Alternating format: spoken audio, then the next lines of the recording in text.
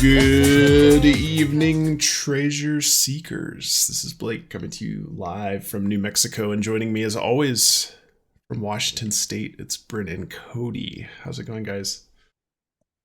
Good evening. A lot of March Madness happening at our household right now. how's your bracket? No, they're busted. Actually, I think I'm doing pretty decent, but every year I'm like absolutely just delusional thinking that I'm gonna have a perfect bracket. So Yeah, that is delusional. yeah. I think like one year, it was many years ago, probably in the early 2000s. I remember Warren Buffett, I think.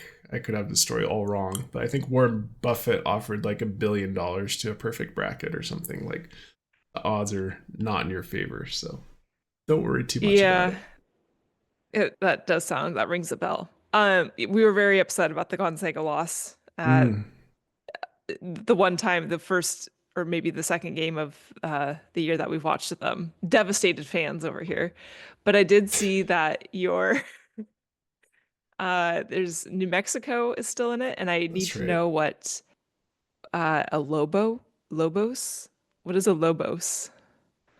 I think it's the wolf or Oh, oof. I don't. sorry. What if I'm wrong?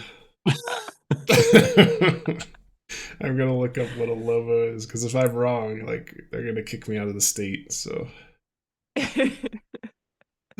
what Sorry to is a put you on the lobo? spot. It's a wolf. Okay. Whew. Okay. Ooh, solved. Never in doubt. Never shaken, never stirred. Yeah. Anyways, were Yeah. we all rooting for High Point University? I was. Yeah, for coincidence of the That day. was gonna be my coincidence of the day, but I don't think we're gonna do one in a while. So, Yeah, yeah. I had to get it I off did off my chest. when I was filling out my brackets, I actually specifically picked High Point because of the treasure hunt. High Point seems to be mentioned in the the Appalachian Footpath box treasure map.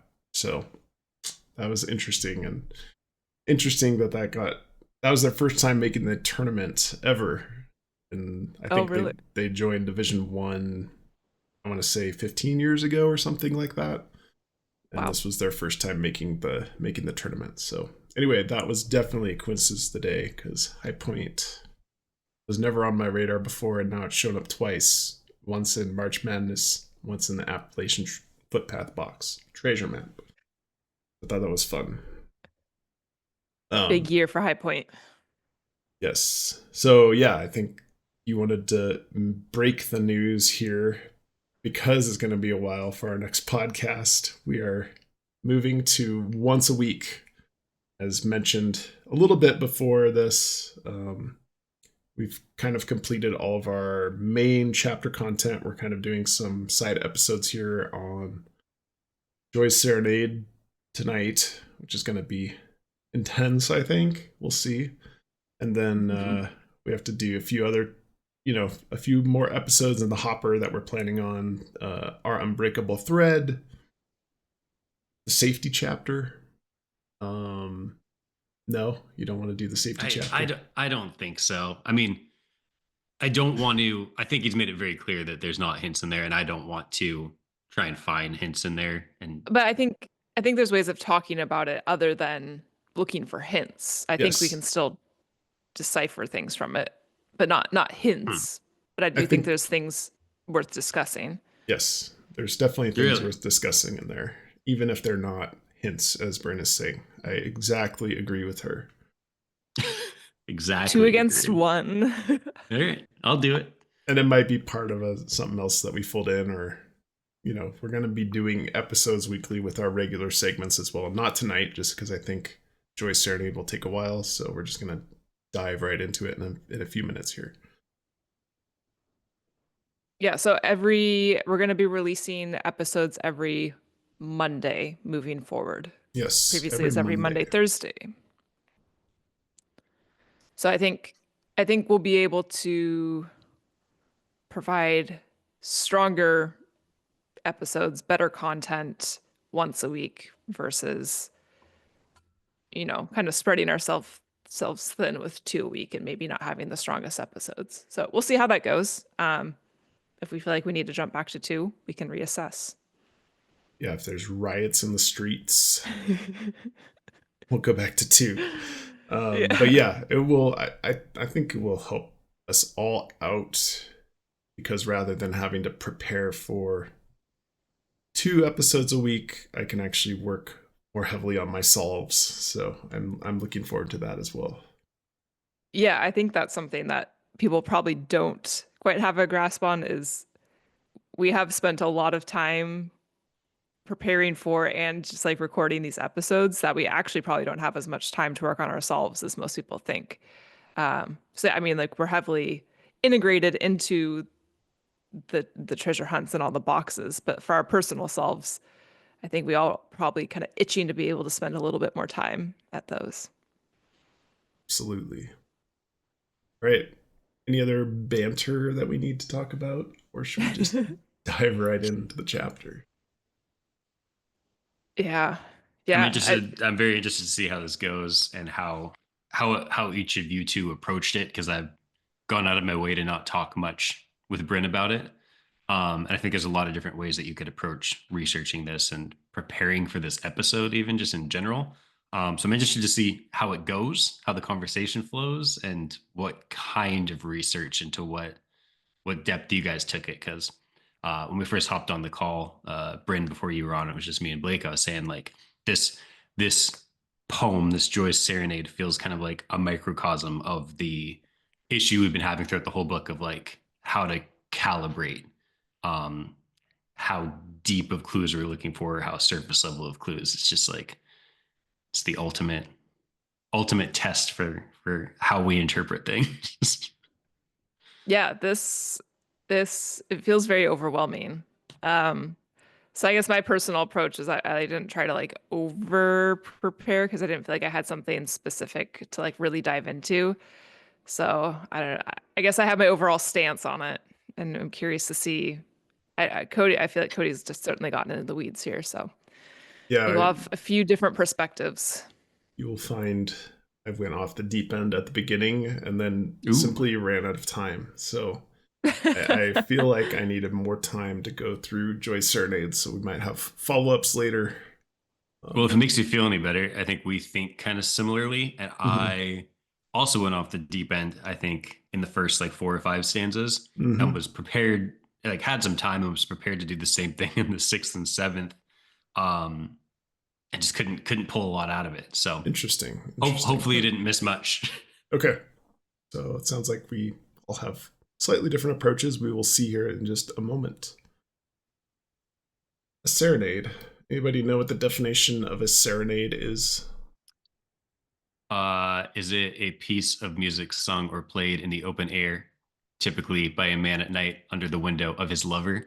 Yes, that's correct. I've also prepared the definition. It's almost like we prepare similarly. Ooh, can I mention one thing real quick before Sure, we dive into that? definitely. I wanted to, because I was just thinking about this before the episode. When we did the Forest Fen episode, which included that poem, we kind of went out of our way to somewhat awkwardly like paraphrase every line of the poem because we were really worried about, not necessarily, I mean, I guess copyright stuff, but also like the book had just come out and I don't think we wanted to. It seemed like that poem was like the majority of the whole part 2 box. Mm-hmm. And I think we didn't want to just like publicly broadcast that whole poem. I know for me, especially because this isn't part of the box and it's been out so long, I think I'd feel pretty comfortable reading like excerpts and eventually reading most of this poem as we work through this episode. Do you guys feel the same way? I do. I think it's really important to read it in full and kind of in different cadence. It seemed to help me. So yes, I'm down for that. Okay. Yeah. Yeah, I agree. I think there's a lot of weight probably on every word, so I don't want to. Yeah, exactly. mess with it too much. Do you think that, Cody? Do you think that? Yeah, no, I agree. I think that the Forest Feminine, like I said, I think the Forest Feminine felt a little different because the book had just come out, and because it felt like the entirety or close to the entirety of everything you needed for that box. Whereas this is kind of separate from a specific box, or I guess if it's the part 1 box, but then it's with 23 other chapters, it feels less like we're giving away something we shouldn't be. I was being critical at the time. I was not being critical of that point. I was being critical of kind of what you said before we started recording. And I don't know if you want to bring this up now. And if not, we'll wait.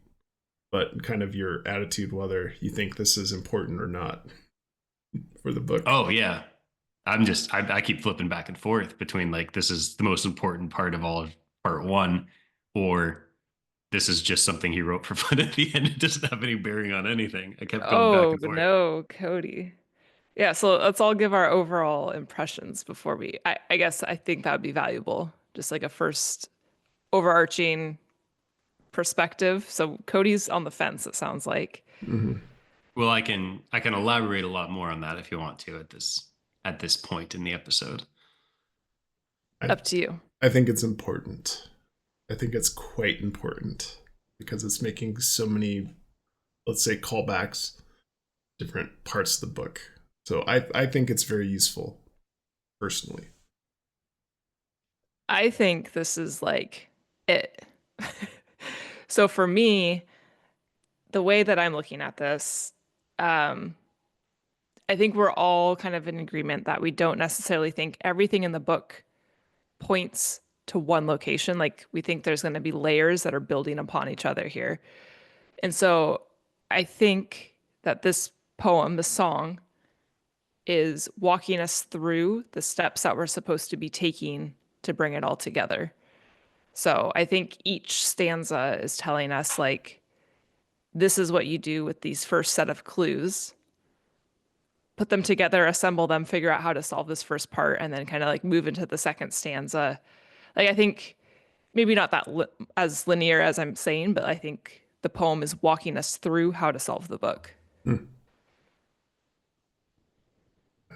I like that. I'm interested to see where that goes, certainly. That's probably one of my 5 takes right now, is that it's like a key that unlocks all of part 1. Another take I had talked about previously where I thought that the whole poem is from the perspective of JCB as he's like finishing hiding his last box, and that each of the first 4 stanzas is in reference to each of the 4 part 2 boxes in the order that they're published in the book. And then the last 3 stanzas are kind of him finishing hiding the lion's share treasure and then kind of reflecting on everything as he's like leaving, finishing, creating the treasure hunt. And I talked to some extent about some different reasons why I thought that in a previous episode. I'm sure I'm going to reiterate some of that during this episode as well. So that's one of my other takes. And then you'll see a take I've got where there's probably a couple different takes I've got where it's like themed in some way. Like this whole poem is themed in some way. I don't want to give away all of my notes for the whole episode right now. That's okay. Like tied very closely to one other work of art or literature or something else in the book very directly. And then I mean, especially once I get to like the last 3 stanzas and having come off of the episode where we talked about, or we read about his wanting to find joy and feeling like it used to be up, like getting to joy was like getting through a brick wall or whatever he was saying. And then he finds joy, and obviously heavily paraphrasing there, but to go from thinking about it in that way to then reading this poem and getting to kind of the end of the poem. I mean, there's part of me it's a small part of me, but there's a part of me that's like, this is literally him talking to lowercase j joy, the emotion, the personification of joy, like we've talked about. And there's really nothing more to it other than, and there seems like there's a lot of references because, he spent 5 years researching this book, and now he's using kind of a lot of those things that are just in his head to write this poem about joy as like a closing statement. And it really doesn't have much to do with the treasure hunt at all. Again, I don't think I believe that, but there's definitely like that creeping doubt as I'm putting so much weight to this poem that could be the case. So I'm just kind of all over the place on my take on this one at this point. Yeah, I think it's a healthy to have skepticism and not put all the eggs in one basket here. But let's see how it goes. What was your take, Blake? I think it's very important, but I did not have the level of detail that you did there. So I think I went about this a little bit differently, and you'll see that in a second. So, okay, all right, should we start? Be interesting. Should we start? Yeah. And the reason I mentioned the cadence thing is like I kind of have in my notes here. I have the individual lines of each stanza, but then I have also combined them into single sentences so that you hear it from a little bit different. So I think I'm going to read the full sentences, not read them as stanzas, and then we can go back to the lines and talk about keywords or concepts from there, if that's all right. Okay. Yeah, I noted the same thing, that it seems like a couple of different things. One, it seems like it's got full sentences that are broken up in strange ways, maybe just to be more poetic in general. But also, just I kind of noted that there isn't really like a rhyme scheme or meter to this poem. So he's really free to write whatever he wants. And I think because he's so free to write whatever he wants, it kind of really puts a lot of weight on each word that he chose. Because I mean, again, spent 5 years writing this book, and you're going to put a poem at the end, and you're going to have no rhyme scheme and no meter. You can pick every single word you want, but then still have it like condensed as a poem to where like people are going to like comb over it very closely the way we are. I think it really points to the idea that every word in here is meaningful. So, which is a little bit, and not the meaningful part, but it's a little bit different than Forrest Fenn's poem, where there was rhyming and a little bit of meter, and he had, he was using Forrest Fenn's poem as a copy. So this one is like completely his own creation, right? Exactly. And to expand on that, when we had that Forrest Fenn discussion, there were multiple times we were like, okay, this seems like a weird word, but it also rhymes with one from 2 lines earlier. So maybe he had to use this, and that's then not the case in this one. So yeah. Right. Right, I cut you off. I also, no, that's okay. I just want to call out that in the table of contents, he refers to Joy's Serenade as final poem. So I think, at least to me, that kind of has some significance. Final poem, I guess, feels like it is an intentional bow on the project as a whole. Like, I don't think any of us are arguing that, but I do think calling it the final poem feels a little bit more significant than maybe if you were to say, oh, and here's Joy Serenade at the end. Yeah, that's interesting. I did not pick up on that. Good catch. Did you have more you wanted to say about the definition of serenade, Blake? No.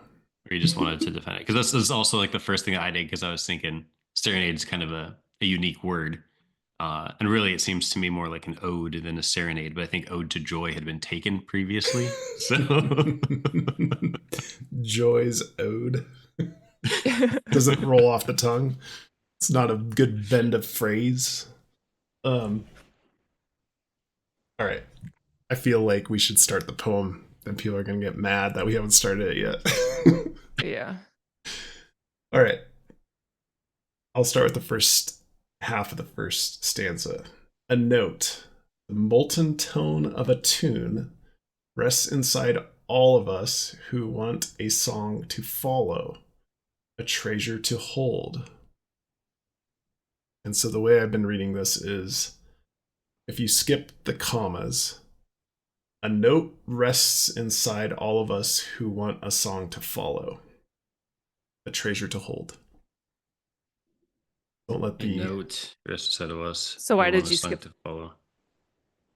Because the molten tone of a tune is an aside, right? It's separated by Okay. commas. Okay, I see what you're doing. So the meaning of the first sentence to me is about the note. A note rests inside all of us who want to. Sorry, a note rests inside all of us who want a song to follow. And that's kind of the reason I'm breaking it up like this. If that's distracting, let me know. No. Or if I should not do that, let me know. But that's kind of how I'm trying to address the poem. What are you doing about semicolons here? Well, that's an interesting flake, because that's the only use of a semicolon in the poem. So I had to look up what's the definition, or why would you use a semicolon instead of a period or instead of a comma? I think the answer, if I remember correctly from school, is no one knows. It's kind of like a new sentence, but it is directly related to the previous one in subject, I believe. So anyway, and then so the second part of this is we may find music in a poem. And that's it for the first stanza. Comments? For me, again, probably taking the highest level here, I felt like this was just a stanza to introduce that this is intended to be a song. Like the last couple chapters of the book really tied in with music and the idea of the songs that he was talking about. And so I think it was significant to then emphasize that this isn't necessarily just a poem, but this is also intended to be a song. I think it might help me understand better if you would just sing this first stanza. To illustrate your point. I'll make two nuggets here to start with. Rests inside all of us. So I've been taking and dissecting the words out of this poem and looking for keywords within the rest of the book. And so when I started looking up rest, there's a lot of references to the treasure itself resting in its resting spot, which I think is an interesting connection. And then that pointed me to another point, and that will come through in the first quote I read.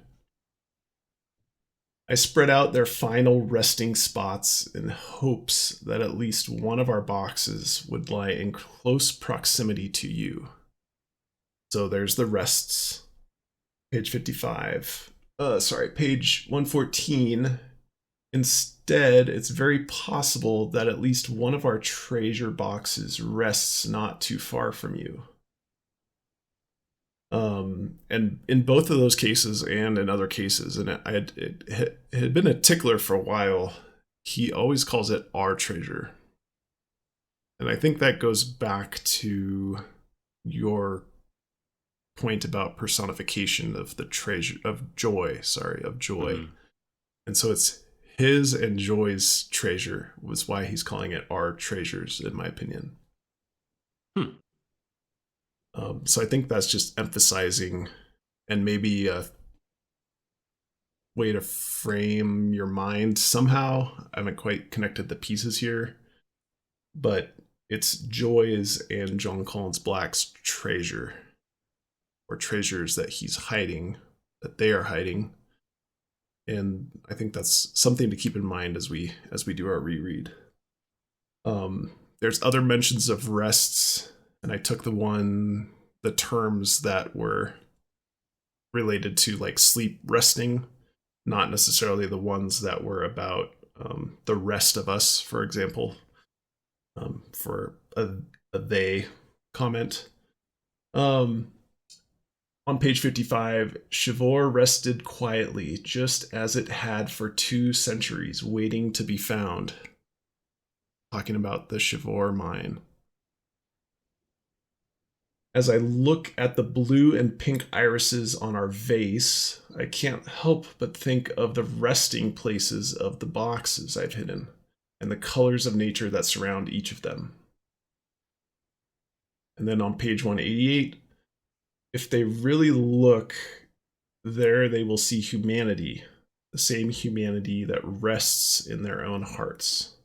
So those are kind of 5 quotes that I picked out that had to do with resting in the sleeping, lying down sense that I thought was quite interesting, because you didn't have to use rest in all of those cases, I would say. So I really honed in on the rest phrase of that stanza. Yeah, I think I'm wrapping my head around when we did the introduction, I talked about how said like the birth of the boxes or something like that, and then their final resting place. So I'm almost wondering if if it's almost like putting a life to the box or the instances that he's saying here. But yeah, that's really great connections. I am now becoming very aware that I did not dive deep enough into these words. This is very front Because loaded, so I'm going to be very okay. loose as we move on. But this is the level of detail I was going into, and why I ran out of time, because I want to do this approach of finding the keywords in the book and making a whole list of these quotes for the rest of the poem as well. Well, it feels like what you should be doing. I mean, the connections, even just with this word rest, I mean, that's not something that I had picked up on before outside of the introduction. So this feels like something very intentional that we are supposed to be considering in a solve.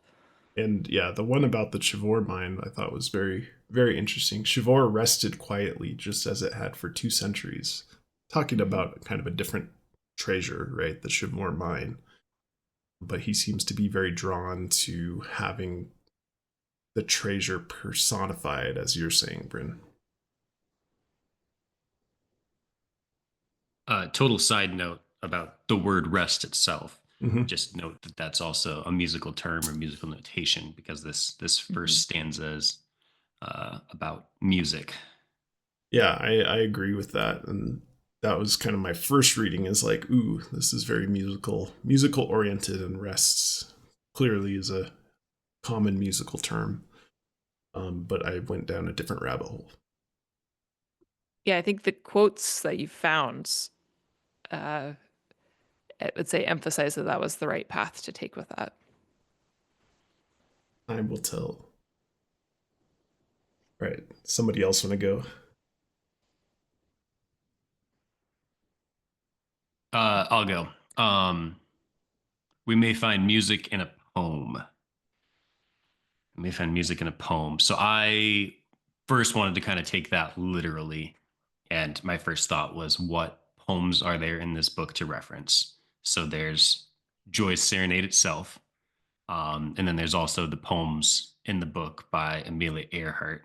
Mm-hmm. So I did find that there's literally a song from the poem, which is the poem "Courage" by Amelia Earhart, which is in the book.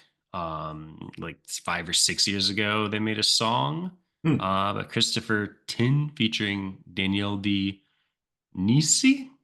Royal Philharmonic Orchestra did a song there out of that song "Courage." So that's probably the strongest, like, literal interpretation of we may find music in a poem, with the poem being something that's in this book. I would posit that Peter Cottontail is also kind of a poem song. Yes. Yeah, I went through and tried to find all of the references to music, which we think should be a heavy part of a Jon Collins-Black treasure hunt, because he is a musician by profession, or was. And there's not that many that I could track down, and certainly I might have missed some. So Peter Cottontail. There's a song referenced "When Nigeria Beat Brazil" from the Atlanta Summer Olympics. "Make Your Own Kind of Music," which was mentioned in the second to last chapter. The semi-final chapter, one might say. And then there's reference to Pan, the god of music, in the chapter before that. And music inspired Jon Collins-Black. It's the first thing that he mentioned about his inspiration of going to the Black Baptist Church. And then there's also mention of Charles Loma as being one of the Hopi musicians. But that's about it. Like, there's not as many music references as one might expect in a Jon Collins-Black treasure hunt, is my finding there. Okay. Yeah, Yes, that does surprise me. then my other take for we may find music in a poem is to literally find like we just said about rests, like musical elements within the Joy Serenade poem itself, especially since this is coming up in the first stanza. It kind of like gives possible like direction of things to look out for within the poem itself, kind of self-referentially. Mm-hmm. And I will touch on some of those in upcoming stanzas. No, that's a good point. Yeah, I think certainly there's other connections here within the poem. Agreed. The interesting thing is the last line of the part 1 of the book, which we had covered just recently. If you and I and the people all around us chose to groove the heartbeats of all of our collective hunts, it will surely be the most beautiful song we ever know. We thought that that was striking as being like the last sentence of the book, at least the part 1. And then to have kind of so few references before that seems a little odd to me. Anyway, Like maybe he's trying to clear space and clear some red herrings for some very deliberate musical references. I think so. I think we got to find it. I think we have to find it.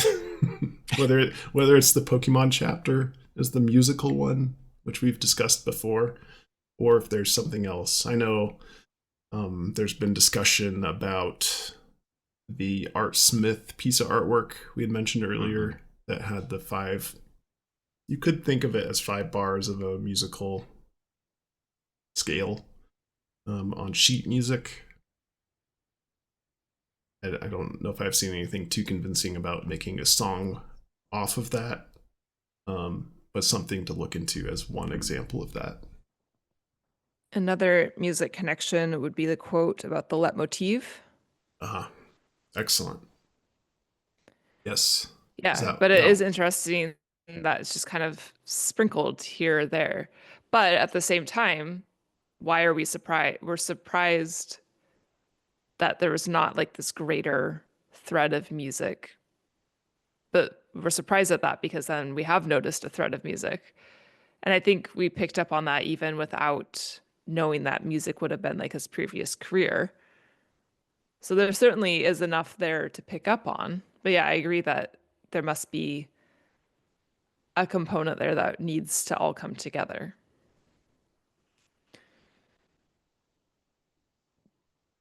I also want to make sure we don't dismiss the molten tone, since that ties in so well with the introduction, what we were talking about with sun and fire. We're kind of working the opposite direction, tying that in with Joy Serenade. Yeah, I have notes on the word molten. This is probably my loosest note that I have. Okay. That's just like my thought process on it is just that the word molten felt deliberate, and I was trying to wrap my head around like, okay, what can that mean? So the only thing I really wrote down is I was thinking through, to me, something that's molten feels like something that starts like malleable and then kind of crystallizes, and becomes like set. I think that's my whole note on it. I don't know. I feel like that could come into play at some point of like something that's kind of like narrowing in on something and kind of more malleable, and then setting and becoming rigid or permanent in some way, especially talking about in reference to like music or a tone of a tune. I don't know. That one, I don't know. It doesn't sit right with me, but I don't have anything super smart to say about it.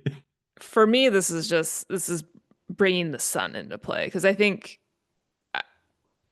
I think there's going to be a huge sun moon component to the overall solve. And so, I mean, we had talks of the sun in the introduction, and we've had plenty of indications of that throughout the book as well. So I think this is re-emphasizing that as well. Yeah, I took Molten. There's only one reference to Molten in the book, on page 11 in the introduction, which we just covered, as our blue and green planet revolves around the molten sun. So then that wasn't very satisfying to me. I thought about molten and synonyms of that and kind of latched on to melting or melt. And there are a couple references to that. There's reference to melting down the Fabergé egg, the gold Fabergé egg. And then there's reference to Rob Levinsky's heart melted when Rob got his first taste into gems and precious stones when he was young. But yeah, I think there's more to be desired there. I guess I would be satisfied with just thinking about the sun, but I think I need to think about more synonyms as well, is what I want to do. So taking a step back more macroscopically, it seems like your take on it is like all of your research is into how is this Joy Serenade poem reflecting other things that are already in the book through the first 23 chapters. Yes. So you're like the book is a lock and the Joy Serenade's a key. Yeah. It's kind of the way you're looking at it, huh? Or okay. Joy Serenade is kind of like a summary of key themes, let's say, that has the chance to highlight one more time in kind of a succinct way. Okay. Can we talk about tones a bit? I'm seeing here I missed one more melt quote, which was part of the Peter Cottontail chapter. My mother prayed she'd melt into the floor when she was embarrassed by Jon Collins-Black singing Peter Cottontail. So the molten tone of a tune. I looked up tones. Obviously, there's a connection to the tones, and it's not a direct word that's used when talking about Steve Wozniak's Blue Box. The idea that you would use that piece of electronics to create a specific tone that would allow you to make free long-distance phone calls. Also within that chapter, when talking about kind of computer scientists in the early days, hushed tones inside secret laboratories is the quote in that chapter 1. And then chapter 9, again, the Peter Cottontail chapter, the glimmering candles created I can't say it. Contemplate, but with an IV at the end. Contemplative. Yes, mood, a tone of veneration and calm. That's another example of tone in the book. And then on page 178, chapter 20, the flower tells you in whispered tones that many of the other roses you see are actually quite bad.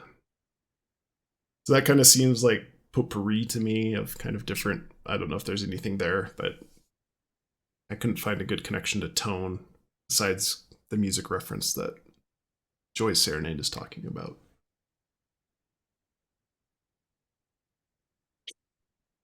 That's all. So, I mean, I had not looked into these words in this detail, like I said before. But I guess when you say tone, of course, like an audio component comes into play, but I also have in the back of my mind this mural idea and tone being a way to like manipulate color. So that's just something that I'm also thinking through as far as what could tone mean in the context of something as what's kind of the word for summarizing this entire book Yeah. if he's using words that could be applied throughout the book, then maybe we could think about it two different ways. Yeah, I'm not arguing in any way that my approach is good or useful. I think it is useful to me in terms of trying to make thematic connections, at least is what I'm seeing through this exercise, but it may be way too far off the deep end. Full admittance of that. No, I think what you're doing is really good. And I got one more yeah, for stanza 1. Let me just say one more thing about yours, Yeah, Cody. go ahead. When I was doing the search for stone kept coming up because of STONE and thinking about the molten stuff. You know, how gemstones are formed geologically and things like that, forming into these crystals. Bryn, you mentioned crystallization before as well. Anyway, that might just be confirmation bias because I kept finding stone over and over again, obviously, because there's a lot of treasures. But I just want to make that connection before you moved on. All right, Cody, sorry. Sorry, but what you just said filled my head with other thoughts, but I don't want to try and do them off the cuff right now because it would be way too much. So I've got one more written down that's probably my favorite of my notes from stanza 1. Okay. And that's where he says, who want a song to follow. Because chapter 12, massive gold rush nugget chapter, he like very strangely referenced the Pied Piper, which is the whole fairy tale story is about following a song, right? So I thought that was a really strong connection between the line who want a song to follow and then the chapter 12 Pied Piper. Yeah, remind me the Pied Piper connection again. That wasn't a direct reference to the Pied Piper, was it? It was. He says, like, as if called by the Pied Piper. Actually, I have it pulled up here, I think. Okay.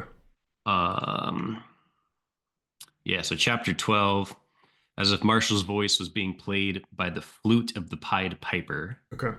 Hordes of young men from San Francisco began traveling east towards the American River. Great. And then the Pied Piper being the fairy tale about a bunch of stuff happens, but ultimately this little, not a leprechaun, but leprechaun type fairy tale creature with a flute plays this magic song that makes all the kids follow him and follow the song. So again, the line from Joy Serenade being who want a song to follow feels like a solid possible connection there. Right. Excellent. Totally forgotten about that Pied Piper reference. Very good. Bryn. Can I just, when you were talking about Molten, sorry to go back, this reminded me of the Tiffany's furnace in Thoreau's Fire. Can someone remind me why it's Tiffany's furnace? Because of like a kiln. Yeah, I think so. Okay. It was all about glass making. I think Tiffany and Company was the father, right? And they were doing jewelry and things like that. And then the son, Tiffany, got into a different business of glass making. And that's where the furnace comes in. Okay. Yeah, maybe I'm just picking up on more like fire connections at this point after rereading Introduction and Joy Serenade than I previously was. No, that's a good pull, actually. I didn't consider furnace or anything like that. Like I said, synonyms and things. I want to do more of this type of work. I don't have any more nuggets. Okay. Cody, I think you said that was your last one as well. That was my last one, yeah. All right. I have one more. So, a treasure to hold. You didn't pick up on the hand theme there, Bryn. Oh, I didn't. So I started looking up hand and the hand theme, and there was actually too many to list. So I want to dive into that a Nice. bit deeper. The Invisible Hand, which we covered recently, Picasso holding a pencil in his hand at the beginning of that chapter.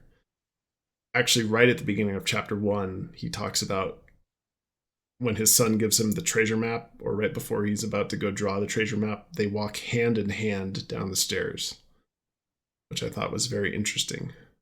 Mm-hmm. Let's see, what else do I have? He's talking about two yet new yet's rings. Held these rings in my hand one last time before placing them in our treasure boxes. To hold a Japanese puzzle box in your hand is to feel a part of the refined attention to detail that makes Japan so special. And that's where I stopped. So there was a ton more. And maybe it's just hand comes up a lot, but I don't know. It seemed inordinate amount of times in my research. Yeah. And those feel forced isn't the right word, but those feel like intentional. Those are intentional uses of hand. Yeah, I felt like maybe they were just random until the very first chapter.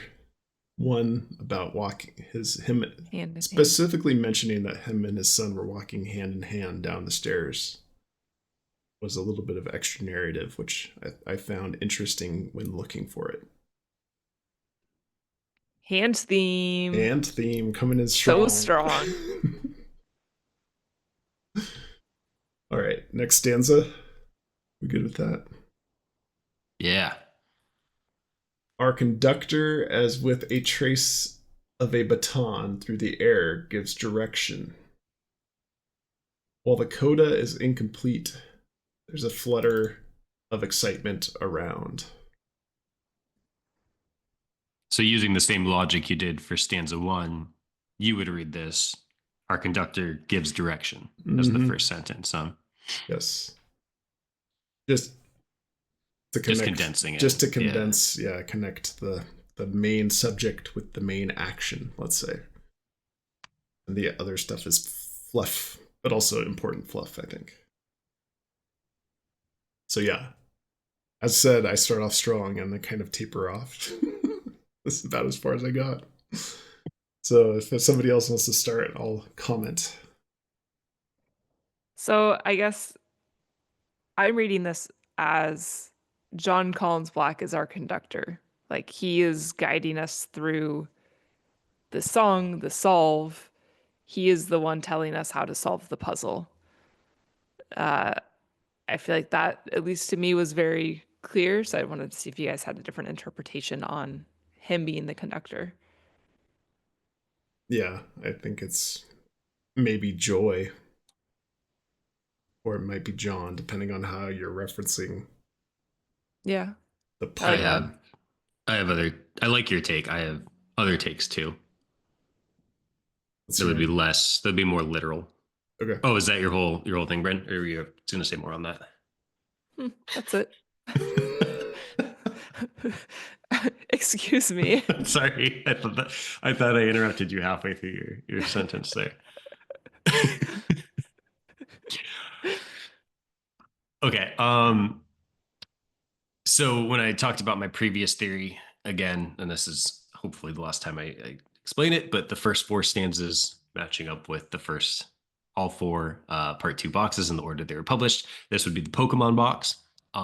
So one take I had for our conductor would be like an electric type Pokemon, because the different types of Pokemon are really important, and I think also play a big role in the Pokemon chapter itself and the text of that chapter. So I think if he's referencing kind of Pokemon in this stanza to the same level he is in the other narrative, then it kind of makes sense that could be one way of looking at it, is as an electric type Pokemon. And then around the same time, when I had originally done some research into that theory, I also spent quite a bit of time looking for statues of conductors in the real world to kind of take it more literally, seeing if there were like locations where you had a statue of like a famous conductor holding one of the batons, like pointing in a certain direction. So I ended up finding a few instances of those, but nothing that really tied to anything else. That being said, I do have a lot of takes and a lot of connections that are kind of operatic in nature. So, which would kind of lead me towards like giving me reason to tie in potentially like a statue of an actual conductor, Okay. or using like an actual like opera type conductor or orchestra type conductor, I guess. Giving me reason for that, and then it also kind of just plays in with the whole music theme, which seems to kind of permeate a lot of this poem. Looking at it from like an operatic viewpoint, Okay. or with those kind of connections. So, sorry, am I interrupting a thought? No, I can break mine up because I've got, Okay. they're all kind of I similar, but I can break them up.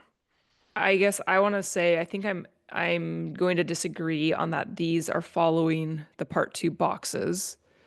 I think first of all, I would be more on board if they followed the order that they were presented in part 2. That was my But theory, is that they did. you're saying this is Pokemon box. Yes. Pokemon Box is second, isn't it? So then you're saying the first is you're saying the first stanza is specific to Forest Fen. the Forest Fen box? Yes. Because Because it references a poem specifically. we may find I music see. in a poem, which is kind of the main, or the Yeah, I would yeah, argue okay. the only bolstering line in that first stanza. In the first one, yeah. So, Yeah. I just thought that there was like at okay. least one line in each Yeah. stanza that just like really felt connected to a part 2 box. And Okay, I'm you're I'm right. Oh, you're right. also But I do also want to say I'm not dying on that hill. That's a theory I had a while back. I'm just kind of trying to. yeah, but I do think there's part 2 boxes referenced throughout this, but I think it's all kind of scattered rather than maybe stanza by stanza. I guess for the sake of arguing, I would say like in the third stanza, this is no imaginary wonderland would be a reference to the Pokemon box. And then in the fifth stanza, if you get warm, you may find shady oaks. I would argue that that could easily be a reference to the Pokemon box. So I do think that there are the part 2 boxes in here, but I'm thinking they're scattered references amongst the lion's share. Like this is all just kind of the summary of the book as a whole, and it's all just kind of interwoven, if you will. Okay, Yeah. I like Yeah. it. Yeah. Just to be clear, for the audience that doesn't have a copy of the ebooks, Joy Serenade is not included in the part 2 individual box ebooks. If it were, I would be much more positive about the part 2 box theory. But as it stands, because it's not included in like the introductory section that is included with each part 2 box, but not Joy's Serenade, it's hard for me to swallow that pill, I would say. And I'm not going to argue with you Right. on that. And you're not a huge proponent of it, other than a tickler in the back of your mind. Yeah. Okay. While the coda is incomplete, there's a flutter of excitement around. So we had talked about coda before, thanks to the mailbag. There was a musician that had talked about coda and gave us a nice reference to coda being that symbol with the circle, the plus in it, being a symbol for repeat this section, or if you see it, you go back to this.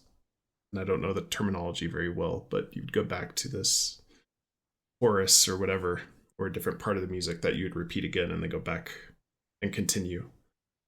But that's definitely a musical term that we learned about. So if we are going to argue that this would be a reference to the Pokemon box, the stanza, I found that coda is Italian for tail, which kind of jumped out at me because we have like the weird situation with Froki's tail in that chapter. So arguing against myself here, but that felt like maybe there was a tie there. So have you guys made anything about the flutter part of this that makes sense to you? Okay, I have not. So Well, I got one that may or may not make sense, but I ended up heavy in the opera theme as previously mentioned, for a multitude of reasons. One thing that I found was something called flutter tonguing. Oh gosh, and I just did not do enough in my notes here. I know that, so flutter tonguing is like it's like a musical technique. And of course I did not write down like the definition for it. Of it. Yeah. Yeah. I can jump back really quick if you need Sure. a second. Great. Sure. I just want to call out a trace of a baton because I traced all of those outlines. When he says with a trace of a baton through the air gives direction, I mean, I don't think it's to be taken literally as like to trace these outlines, but it is, I think, a sense of like providing some sort of, when we talked in the introduction about maybe these are all kind of coming together in a physical way that we combine. It does seem like there's kind of the forming of a shape through those lines. Yeah, I actually didn't have time to go back today and research Scott's emails. Did we ever find stock images of the photograph insets? No. Okay, so that's still in play. Those are fair game, and I am still very convinced that those are something. Yeah, the little chunks taken out of the borders of some of the photographs seem pretty prominent in the book, and those have not been confirmed to be stock images. Okay. Yeah, it was like the full page rips that Scott found on Shutterstock. And the backgrounds, the backgrounds to some of the yellow pages. All right, tell us more about opera. All right, I'm ready. Okay, so obviously tons of references to music so far. Tune, rests, music in a poem, conductor, coda. So then if you want to kind of go that same music route with flutter, I got the flutter tonguing, which flutter tonguing is a wind instrument tonguing technique in which performers flutter their tongue to make a characteristic fur sound. The effect varies according to the instrument. There's a couple different sounds that you can make, but so then on the old Wikipedia page here, it says one of the earliest uses of flutter tonguing was by Pyotr Tchaikovsky in his ballet The Nutcracker.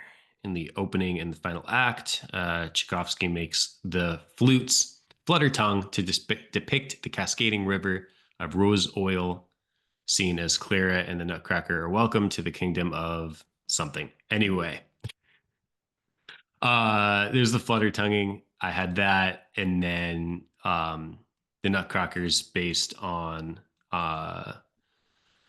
another story or play called The Nutcracker and the Mouse King from 1812, I think. I did not write enough of this down. But they're both fairy tales. So that was another connection I had, is I thought there was like a lot of like specific fairy tale language, and even references like the Pied Piper was a direct one-to-one, exact wording reference to fairy tales in the actual text itself. More a lot of this feels like it's on the fringe of sanity, I think, but that's because when we get to further stanzas, it's going to be kind of the bulk of some theory I'm working on, and this is kind of like some peripheral stuff. So right now I'm addressing peripheral stuff first and not the bulk of my theory I'm kind of tentatively working on. So keep that in mind. Okay. Yeah, I was going to ask, like, if you were going to be explaining why opera is in play here. Yeah, You're and getting to that's that. just one of the reasons why I think it's in play. Okay. But the Okay. one that we had talked about, I will be addressing. Cool. My nugget is actually on the first part of the stanza where he says, well, again, trace a baton through the air gives direction. So I thought back to we had like aviation chapters. We had, discussion of bird's eye view. So to me, it was like, do we start with a level of direction from this bird's eye view? Is this trace of baton giving us, a high level direction before we start to narrow down? So I thought through the air felt like it could be important since we do have these air components Mm-hmm. throughout the book that are pretty strong. It could tie No, those two things together. yeah, I like that a lot actually, with the air, bird's eye view, and also through the air, thinking about sun and moon as well. I can imagine that Yeah. as being a connection. I need to dwell on that a bit more. I like that connection though.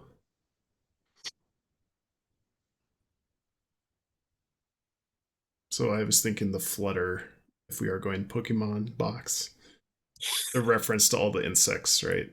And I think there's like Yeah. a flutterby, which is like a butterfly. But that's as far as I took it. And I don't want to go into the part 2 box too heavily. But that's all I've got for stanza 2. The only other thing I forgot to mention about the Nutcracker and the Mouse King is I did, in some of my theories I was working on, it seemed like I kept repeatedly coming into ideas where basically it was all how do I even phrase this? I kept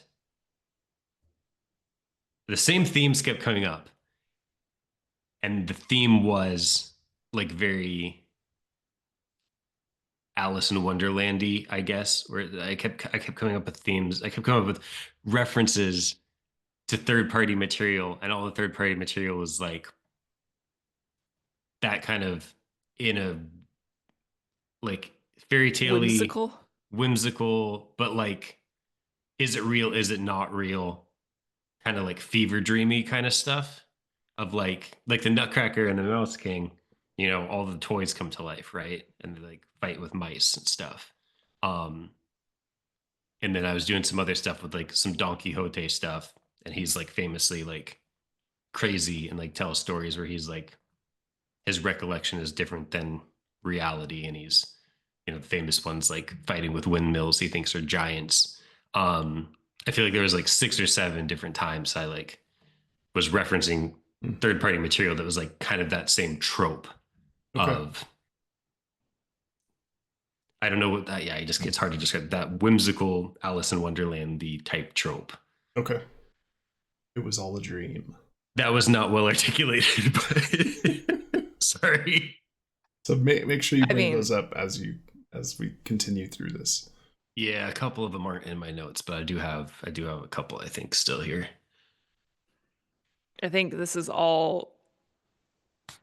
it's very overwhelming. And so I think it's hard to be articulate talking through such comprehensive stanzas. Dense material.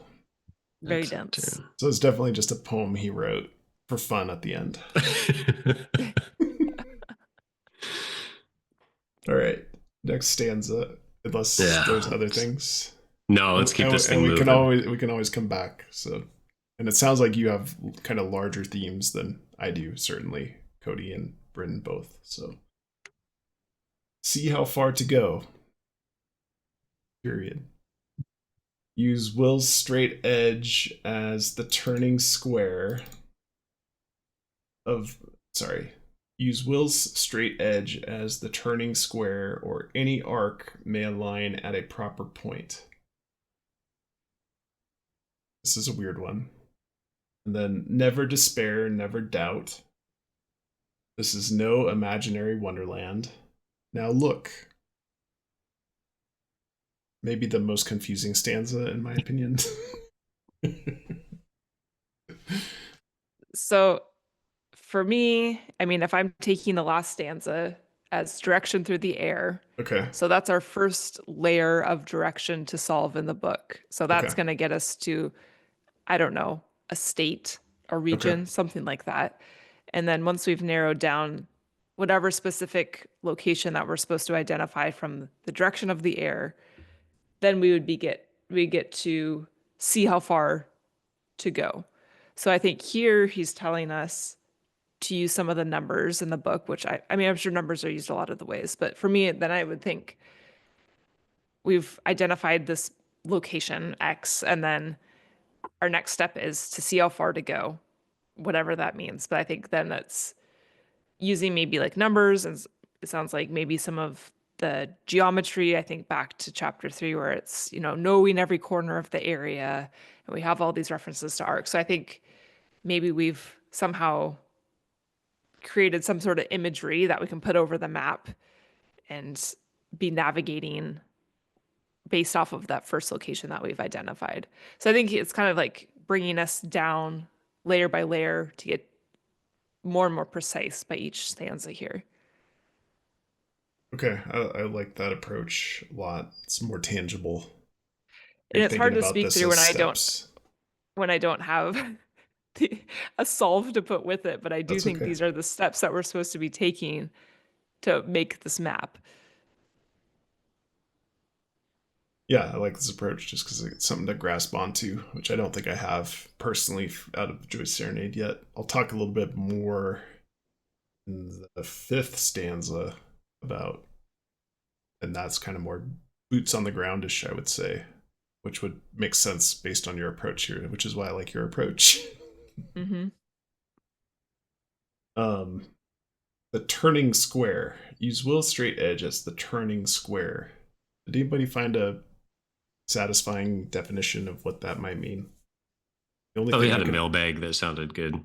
Oh, really? Okay, I don't remember that one. All I could find was a turning square is like a woodworking term or like a piece of square material that you start with on a lathe, and then turn it into a round object or a more shaped object. So yeah, I'll have to go back to mailbag. Apologies for that. Yeah, I thought someone had wrote in about a Rubik's Cube, and I thought that was kind of an interesting metaphorical take on a turning square. Okay. Huh. We'll use will straight edge as the turning square. Or any arc may align at a proper point. I mean, that's not very helpful if it's any arc. Any arc may align at a proper point.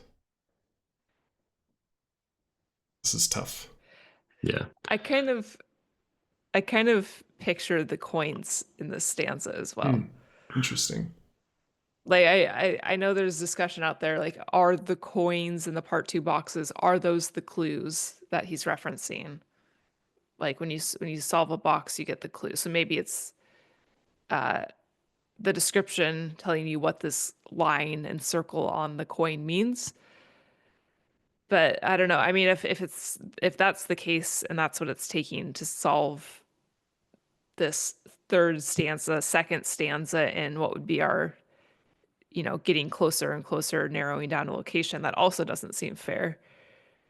But I guess I just want to say, like, I picture the coins when he says may align at a proper point. Yeah. Do you guys remember what our reference to will was? Was that connections you were making, Cody?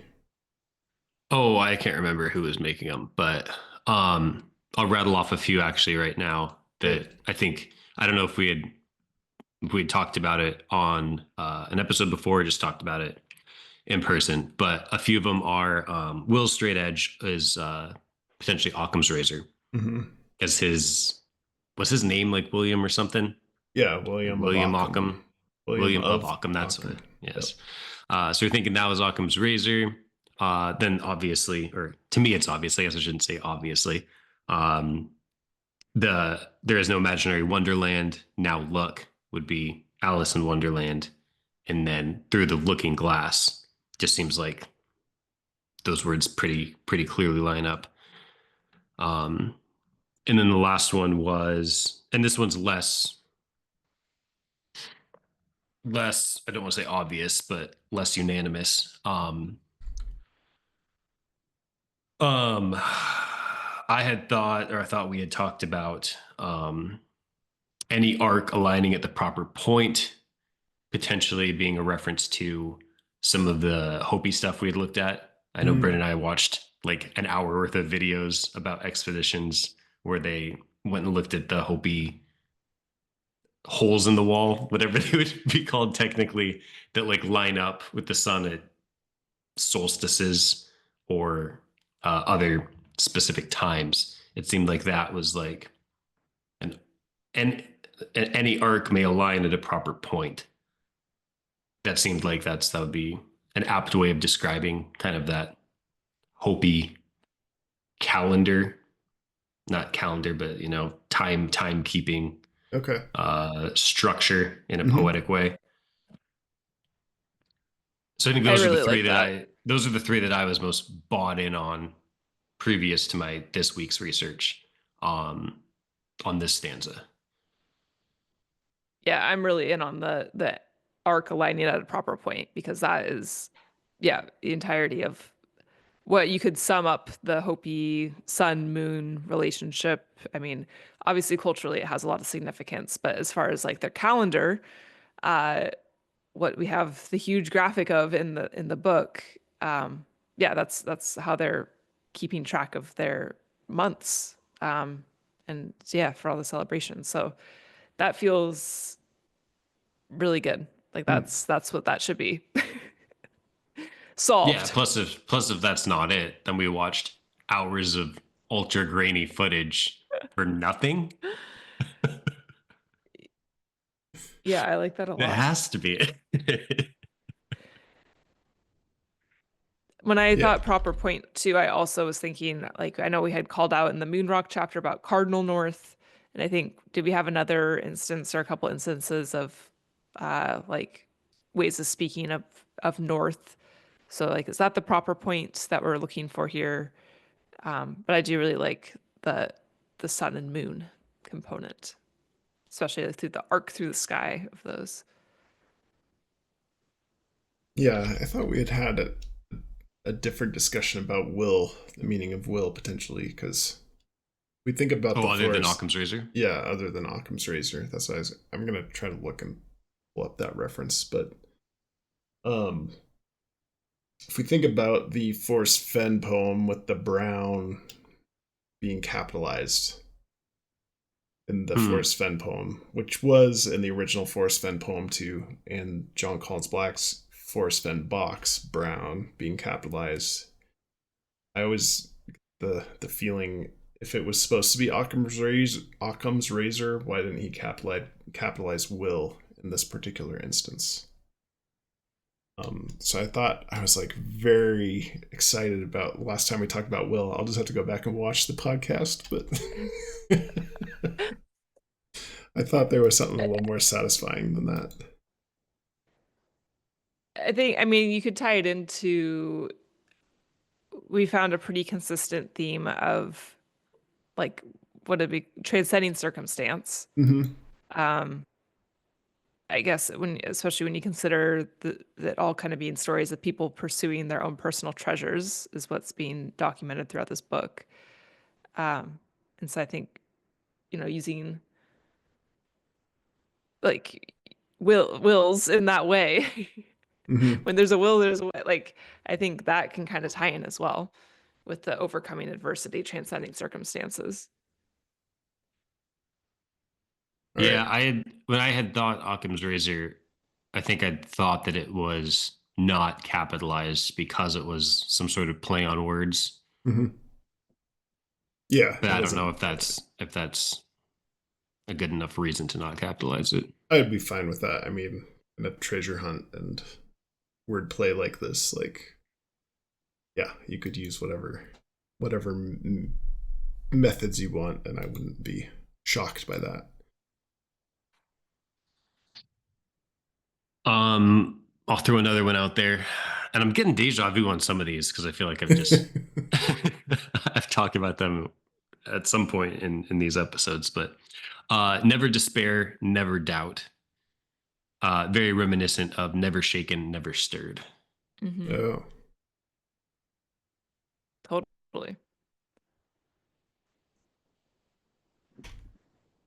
Which, what to do with that, I still don't know. But Oh, what to do with any of the stuff I found? I well, don't know. yeah. I mean, yeah. It all comes back to this is very overwhelming.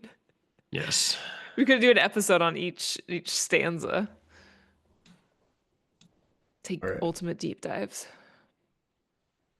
The turning square reminded me of you spinning the Pokemon card, Bryn.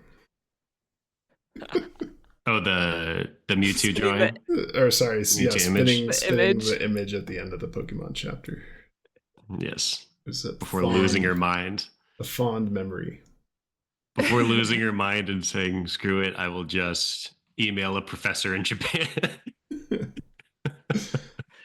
So yeah, if this does apply to the part 2 box, which would be the past and future box, it's interesting that there's the word never doubt in there, because doubt is kind of in the word search. People transcribe it into but do not, but do, or the but do not tell anyone. But doubt, the word combination to doubt is one of the anagrams that has to be solved, which I thought was interesting. And then never despair, because there is a potential clue about finding the pairs, join the pairs. I thought that particular line was Spidey sense inducing for the past and future box. And we've talked about before using an arc instead of using the square of the word search, using some sort of arc mechanism, which we think, the lilac illusion kind of satisfies that, but maybe a different methodology to try to get some additional clues out of the word search using different geometry. But that's all I've got. It's tough because I feel really good about, it seems like there's really solid connections to support that theory that those 4 stanzas, match up with those 4 part 2 boxes. But I'm totally sold that, especially because it wasn't included in the ebooks, that it's just not what it is. I think what's most frustrating for me coming to that realization is that I feel like it's like the strongest, if not one of the strongest connections I've made. And it's like, in my mind, validated that it is incorrect. So it's like, all right. I wouldn't go that far though, because I would say we all agree that the part 2 boxes are independent. They have what you need in the part 2 boxes. You're not going to find the part 1 clues applying to part 2 solves. But we do think that you can find part 1 clues in the part 2 boxes. So in that case, I do think you could be taking themes of the solves of part 2 boxes and applying those to the overall solve of part 1, which I think I've already been doing. In my work in the Pokemon box, I've now started applying the clever things that I've seen him do in the Pokemon box. I then think, well, this could also apply to some of the stuff that I've seen in part 1. And I think that maybe if you're looking at past and future box, can he apply a cipher or an anagram to part of the part 1 solve? So I think in that case, this would be a totally valid argument still to maintain that box by box approach for Joy Serenade, because then what he's telling us about the solves of the part 2 boxes would be applying to part 1 solve overall, not specifically you need this information for the part 2 solve. Okay. Yeah, that's very interesting. And that would also support in some way from a puzzle design aspect, what we know about him wanting part one to ideally be solved last, right? Like solve each of the small ones first and then solve the lion's share at the end. That'd be supported by that. That's Interesting. Great point. Yeah, like as you get through the part 2 boxes, it kind of reveals more of his puzzle creating ability of part 1. Even though he has said that like he felt like he gamified part 2 a little bit more. So I don't know if that maybe is an argument against, like it's almost distinguished against what his approaches were for part 1. But I guess all that to be said is I wouldn't rule it out as being exclusive of the part 2 boxes for that reason. And then even if that was his intent, you can almost reverse engineer it to try and get some semblance of hints for the part 2 boxes, even though it was only supposed to work one way, I would think. Mm-hmm. I don't know. All right. Next stanza, or do you guys have any other goodies for this? The last thing on my notes, because I just needed to take more complete notes. The last thing I have is in parentheses, see how far to go. And then are these steps ? And I have no idea what I meant by that. I'm guessing just what Bryn's been saying about like, is it like, again, kind of tapering down to more and more specific instruction on what to do. But yeah, that's a note that I understood a week ago and I don't understand now. Yeah, I would assume that you're implying the same thing that I've been saying about that the stanzas are steps in solving the puzzle. Yeah, I think so. Giant steps. Giant steps. You can take your own path and X leads the way, or simply follow shimmering circles of gold. There may be magic in the water, but the pike are rather all around. Cody, this is your time to shine. Oh my gosh, I'm gonna go off the rails on this Shimmering circle of Cody's face. Take it away. No, I'm gonna start with some other stuff first, and then I'm gonna get into mad ramblings that I should have probably practiced. It's gonna be a mess. I'm not very articulate tonight. We'll try to ask you good questions. Please do. Right. I'm gonna start with simple stuff before I get into it, though, and I'll let you guys make your comments too. Kind of to reiterate what we talked about as we started reading this poem. We talked about how there was really like no meter, no rhyme scheme. So in my mind, that means that every word that he chose is important. And the one that sticks out to me, particularly in this stanza, as why is this in here, is the word simply. He says, you can take your own path and X leads the way, or simply follow shimmering circles of gold. Yeah, I don't know. I'm kind of two minds on it. Because, I mean, he could have not wrote simply, right? And then it would just say, you can take your own path and X leads the way, or follow shimmering circles of gold. So, I don't know. I was just, it was sitting weird with me, and I was trying to think, would there be a reason that the shimmering circles of gold would be like, are there really two ways of solving this and one of them simpler? It's very much an open question. It seemed like weird phrasing to me, and they totally got to pick his words there. I'm not saying this is right, but the way that I've thought about this in my brain, especially if you then, well, what would this would be the Appalachian footpath box, right? So you can take so in my working down here, maybe at this point we've now identified like our trail that we're going to be, or an area of hiking trails that we're going to be looking for. So you can take your own path. So we've identified where the X is. X marks the spot where we're trying to get to. Like maybe you blaze your own trail and get there. It's permitted to be able to walk off the trail. Or you can follow the shimmering circles of gold, which potentially would be indicating like circular yellow trail blazes.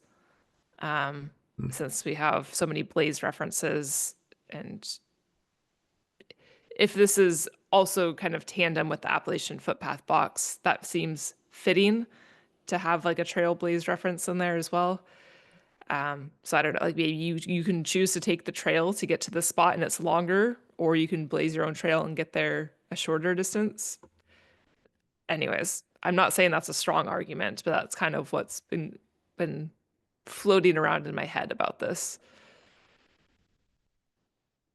Yeah, I think I like that you pointed out or simply follow shimmering circles of gold.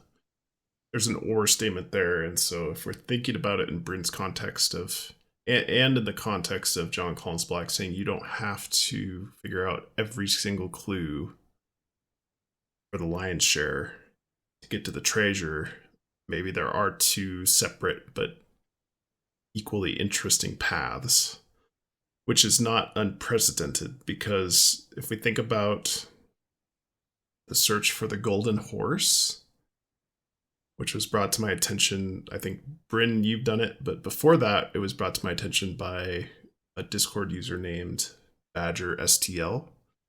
He was talking about some of the history of the search for the golden horse, which piqued my interest, and I did a little bit of research into it, and there was two separate methodologies to get to the treasure. Granted, the treasure was never found in the time allotted, so one might argue the clues weren't good enough, or not enough people tried to solve it, or it was too hard. There was a book that you could buy that would supposedly lead you to the treasure.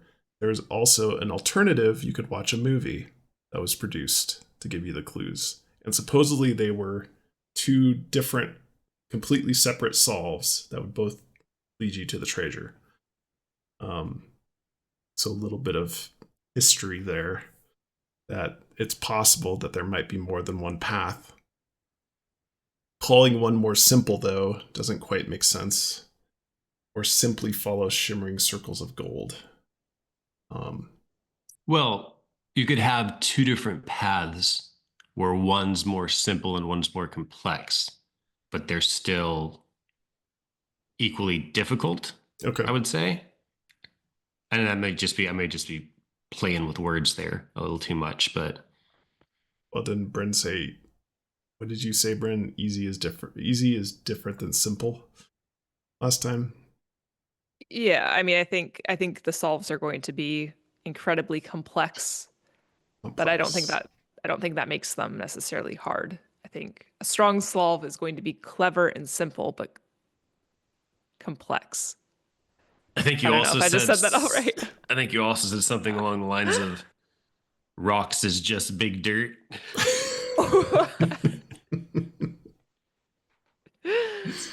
Okay. Let's hear you get into your ramblings, Cody. Not yet. My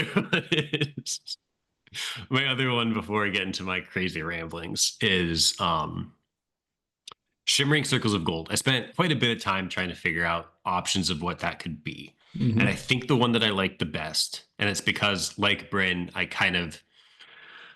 have a soft spot for the idea of the Hopi calendar and like the sun alignment for the any arc may align at a proper point.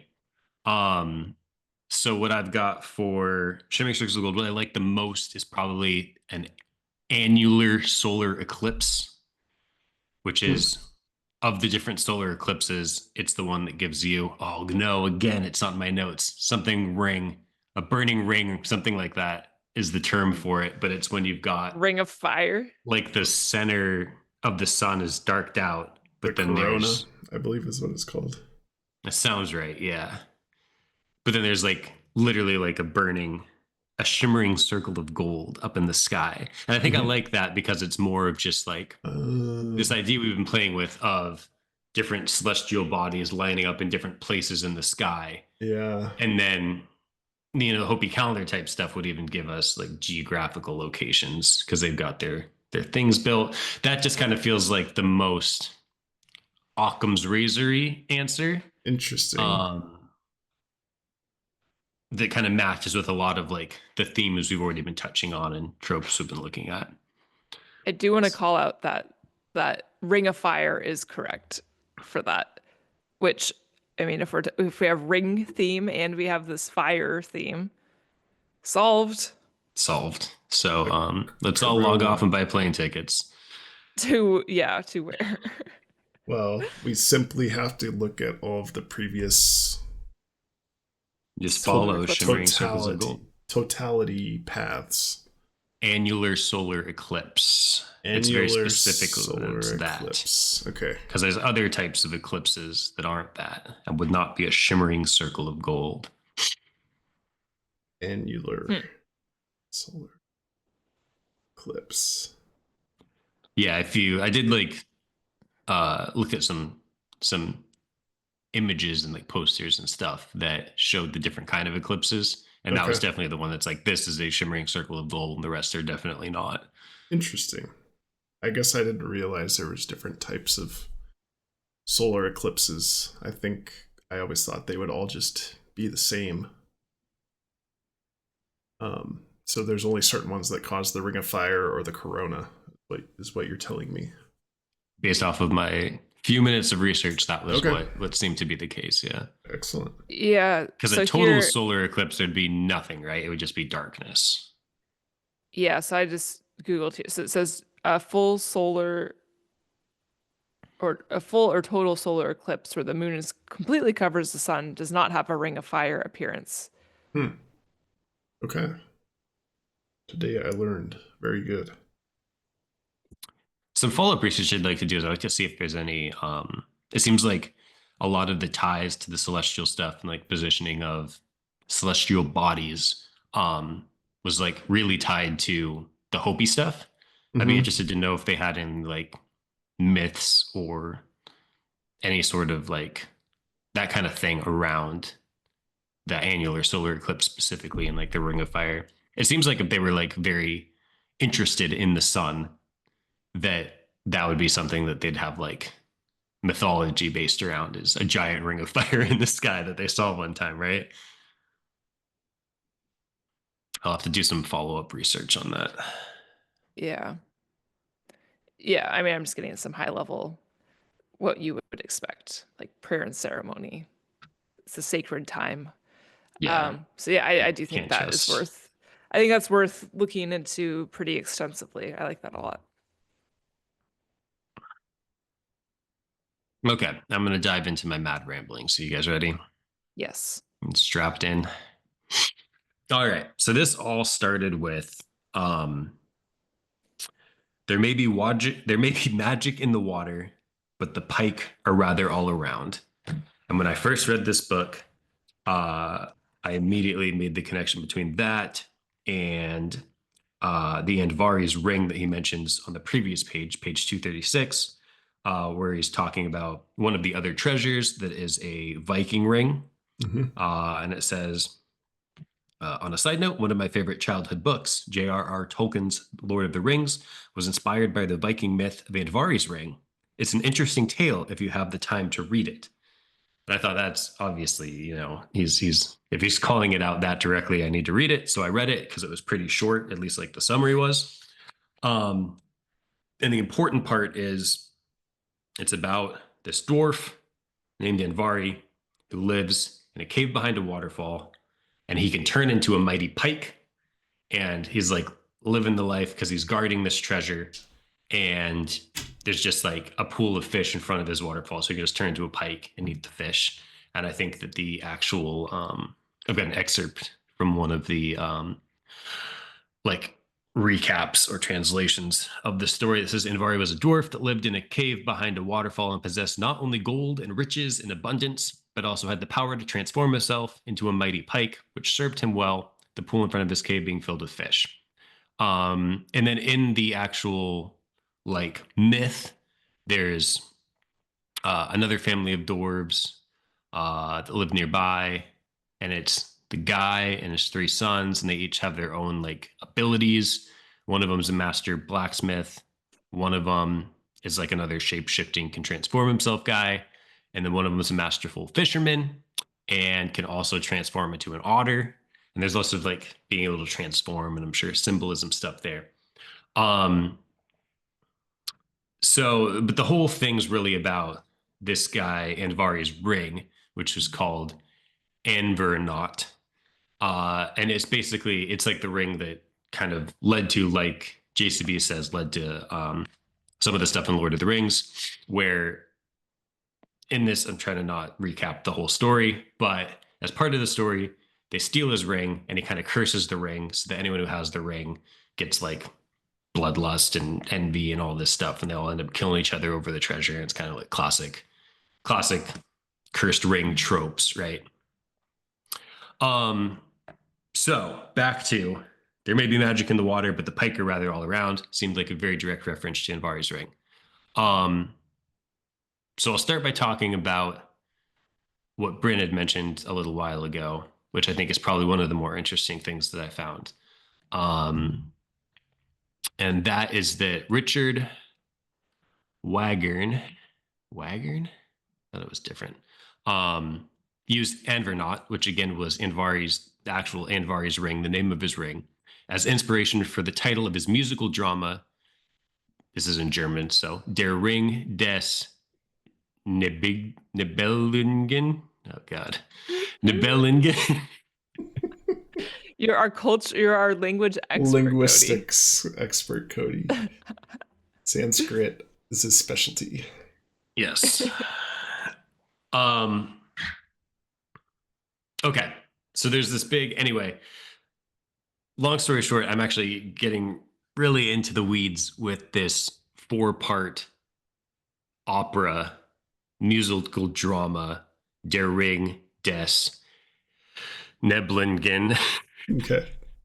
Because there's like tons of connections, and I think I'm like verging on the point of confirmation bias on some of this stuff, especially because it's a treasure book. So it's going to have a bunch of like mythological ties. And of course, like these old, I think Norse and German mythologies are just like the root of all of the tropes that everything sprouts out of, right? So there's just always going to be those connections. So I think I'm verging on confirmation bias with some things. One thing I'm not verging on confirmation bias with, though, is the leitmotif thing that Bryn was just referencing. So page 39 has the quote that we thought was interesting, and I'm flipping to it now. So chapter 3, a puzzle, a magnifying glass, and a mysterious egg. One of the 2 chapter quotes on that was by Henry Cartier-Bresson. In photography, the smallest thing can be a great subject. The little human detail can become a leitmotif. Mm-hmm. So if you go to the Wikipedia page to read about leitmotifs, it's a pretty short page, and one of the things it specifically references, it says the technique is notably associated with the operas of Richard Wagner, and most especially his Der Ring des Nibelungen. Der Ring des Nibelungen. DRDN. We'll just call it DRDN. Yes, with DRDN. So I don't keep butchering it. Do they have examples of the leitmotifs from DRDN, and did you like try listening to those? I didn't try listening to them. Okay. No. Try to bring them up in the next episode and see if we recognize any of them. Yeah. So again, to recap, JCB is very specifically calling out Andvari's ring, and the actual Andvari's ring was inspiration for this DRDN musical. And the DRDN musical, not musical, opera, I guess technically musical, but opera, is what leitmotifs are most notably associated with. And then leitmotif being one of the chapter, like a main part of one of the chapter quotes. I also found it interesting that then in that same section on page 236, where he's talking about that Viking ring, he says, this gold ring, and this is the one where Andvari's ring's brought up. He says, this gold ring is Viking and originates from around the 9th century. Its motif consists of dozens of circles stamped into 8 serpentine forms. So it's a gold ring with motif and gold circles. I don't know. Feels like there's just a lot of connections there. Yeah. Also, I should point out that in the book, in the page 39 chapter quote, he spells leitmotif Lietmotiv. Mm-hmm. But it can also be spelled, it seems like it can be spelled either way. It can also be spelled Leitmotif, like motif, leitmotif. Right. Which is why it's interesting that then the section where he's talking about the Viking ring, he says its motif consists of dozens of circles and stamped into 8 serpentine forms. Just lots of unique language that's kind of connected threads between those two sections of the book. So I think that's probably the most interesting connection that I have for that. But I'm now starting to dive a little bit more into the DRDN 4-part opera based on Norse mythology and I think German mythology. And I'm starting to make, I don't want to report back yet because it's too new, and I feel that I'm risking, like I said, a little bit of confirmation bias, but I'm feeling like there's tons of connections. Again, it's in 4 parts, and I feel like there could be either connections between all of Joy Serenade, but it's another one where I'm kind of leaning towards like each of the first 4 stanzas has connections with the 4 parts of the opera. In I think the 4th part of the opera, I found it interesting. There's these things called the Norns, and they're like these, oh gosh, I don't know, like god-ish type people. And there's like a whole specific song, I believe it was, as part of the opera where they're talking about weaving the fates, and that weaving the fates is like underlies that whole operatic section. So Okay. the actual copy and paste they made from that is the Norns' weaving is one of the most visually and thematically important aspects of the opera. They are seen at the start of the opera in dark and eerie underground cavern where they are busy weaving the threads of fate. So it feels like that, obviously, with my personal quilting connection. It feels like that could make sense. And then I was like, in doing my research, I was like, dang it, that's in the 4th opera. I kind of wish it was in the 1st because it would line up better with kind of some of the ideas that I have making connections here that I'm kind of tentatively working on right now. And then literally right after having that thought, so you know it's not confirmation bias, I read I read this little excerpt. As the ring cycle was conceived by Wagner, the ring cycle, I think, is just like another English term for this whole DNDR saga thing. Mm-hmm. As the ring cycle was being conceived by Wagner in reverse order of performance, the 3rd act was the 3rd or 4th. I kind of copy and pasted the wrong thing, but he wrote them in reverse order, is what I'm getting at. I copy and pasted a weird example of it. But I was like, dang it, I wish this one that was in the 4th was in the 1st, and it started with this weaving theme, and he wrote them in reverse order. So things are looking interesting on the old DNDR front. Yeah. If you consider the stamped circles in the ring, or a ring theme, as maybe the simpler alternative instead of the Ring of Fire or Corona, this might be another path, a shortcut, one might say, if you can make a connection here to a location. So like I had said, I'm kind of actively working on this now. I don't want to report back on everything yet, but some things I really like about like major DNDR connections is obviously the Andvari's ring thing. I like that it references other cultures, because he said a couple times in the book, like, hey, you need to like look into other cultures as part of the solve.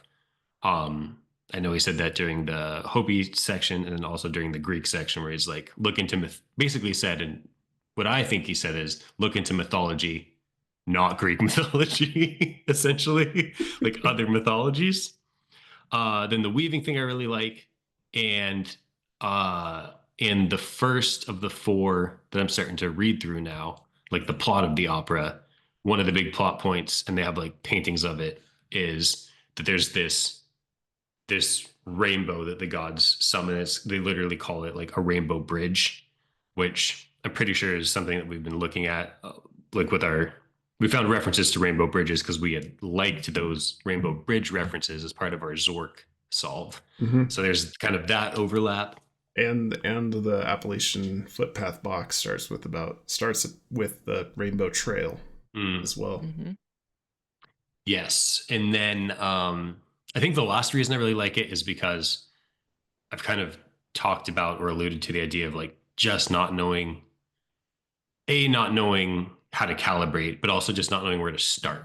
And I feel like this is a good place to start, specifically because, the section where he says it's an interesting read. It's an interesting tale if you have time to read it. Just kind of feels like, in my mind, kind of like handing you a possible jumping off point versus everything else is just kind of hard to know what to start with and what threads to start pulling on. So I've got a lot more. I'm really excited about the whole DNVR thing right now. Yeah. Again, could be a lot of confirmation bias, but I'm excited to read into it more and report back. I think I particularly like this for basically the reason that Blake just said. Since we have the or follow the shimmering circles of gold, because I think my hesitation I do think some of the things that you're finding are undeniable, but my hesitation was it almost felt like exclusive of like other things that you should be doing in the book. Mm-hmm. So I do like that maybe gets you to a point where if you're willing to put the time and the energy to decipher this opera, there is an alternative approach to get through this step. Yeah. And so I think.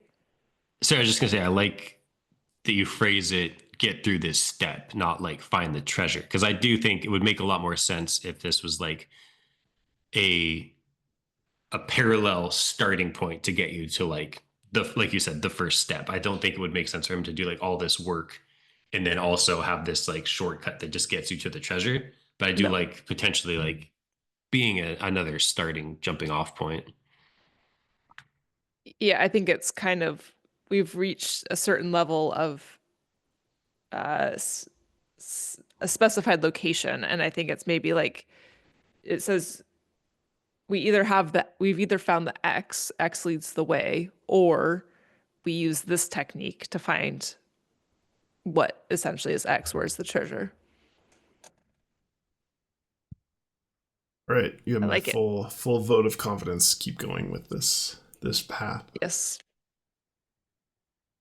That's a lot of very interesting connections there that you've weaved together. Yeah, no, there's definitely a lot of connections. And like I said, my only hesitation is because any of these like ancient mythological stories just feel like all of literature kind of sprouts from those. So they're kind of like the origin of all literary tropes. Mm-hmm. So I'm a little worried about going back that far, but definitely a lot that is getting me excited about that. So Yeah, right. Feels like the right path. Shall we continue? Yes. If you get warm, you may find shady oaks. When close, the haiku curls a little further on, where few have seen it. And if you don't go down, you may never know how high you ever want to be. Thoughts? Bryn. I don't know if it's just because I've been in the Pokemon box world, but this all felt like very Pokemon to me. Really? Pokemon box. Interesting. Starting with it, if you get warm, you may find shady oaks. So, I mean, that chapter is hot, high summer. They end up finding, some cool area in the shade. And it specifically talks about 7 feet up the oak tree. So oak trees are referenced. I think haiku being a Japanese connection which we also, I mean, we have Japanese connections throughout the book, but I'm just saying, with me being Pokemon Box top of mind, it's like, well, here's a Japanese connection. Obviously, we have the haiku and the dust jacket, which I'm sure we'll get to. But because of that and some of the clever things that he's done in the Pokemon Box chapter, just kind of got me trying to think different ways about what could he mean by curls on a little further, or curls a little further on. Spoiler, I don't know. But I'm just trying to think through that in different creative ways. And then if you don't go down, you may never know how high you ever want to be. I just kind of thought of that, like going down the rabbit hole, like kind of taking us back. We have Through the Looking Glass, maybe Alice in Wonderland. Yeah, I certainly don't think that is the intent of the stanza, but that is what has been top of mind for me. I'm sure because I have been deep in the Pokemon box. Yeah, I'm gonna cheat here on this one. There was a recent YouTube video from Treasures Galore that he posted just a couple days ago, I believe, about his interpretation of this stanza, actually. Did you do all of Joy Serenade or just this stanza? No, just this stanza and a couple other bits and pieces.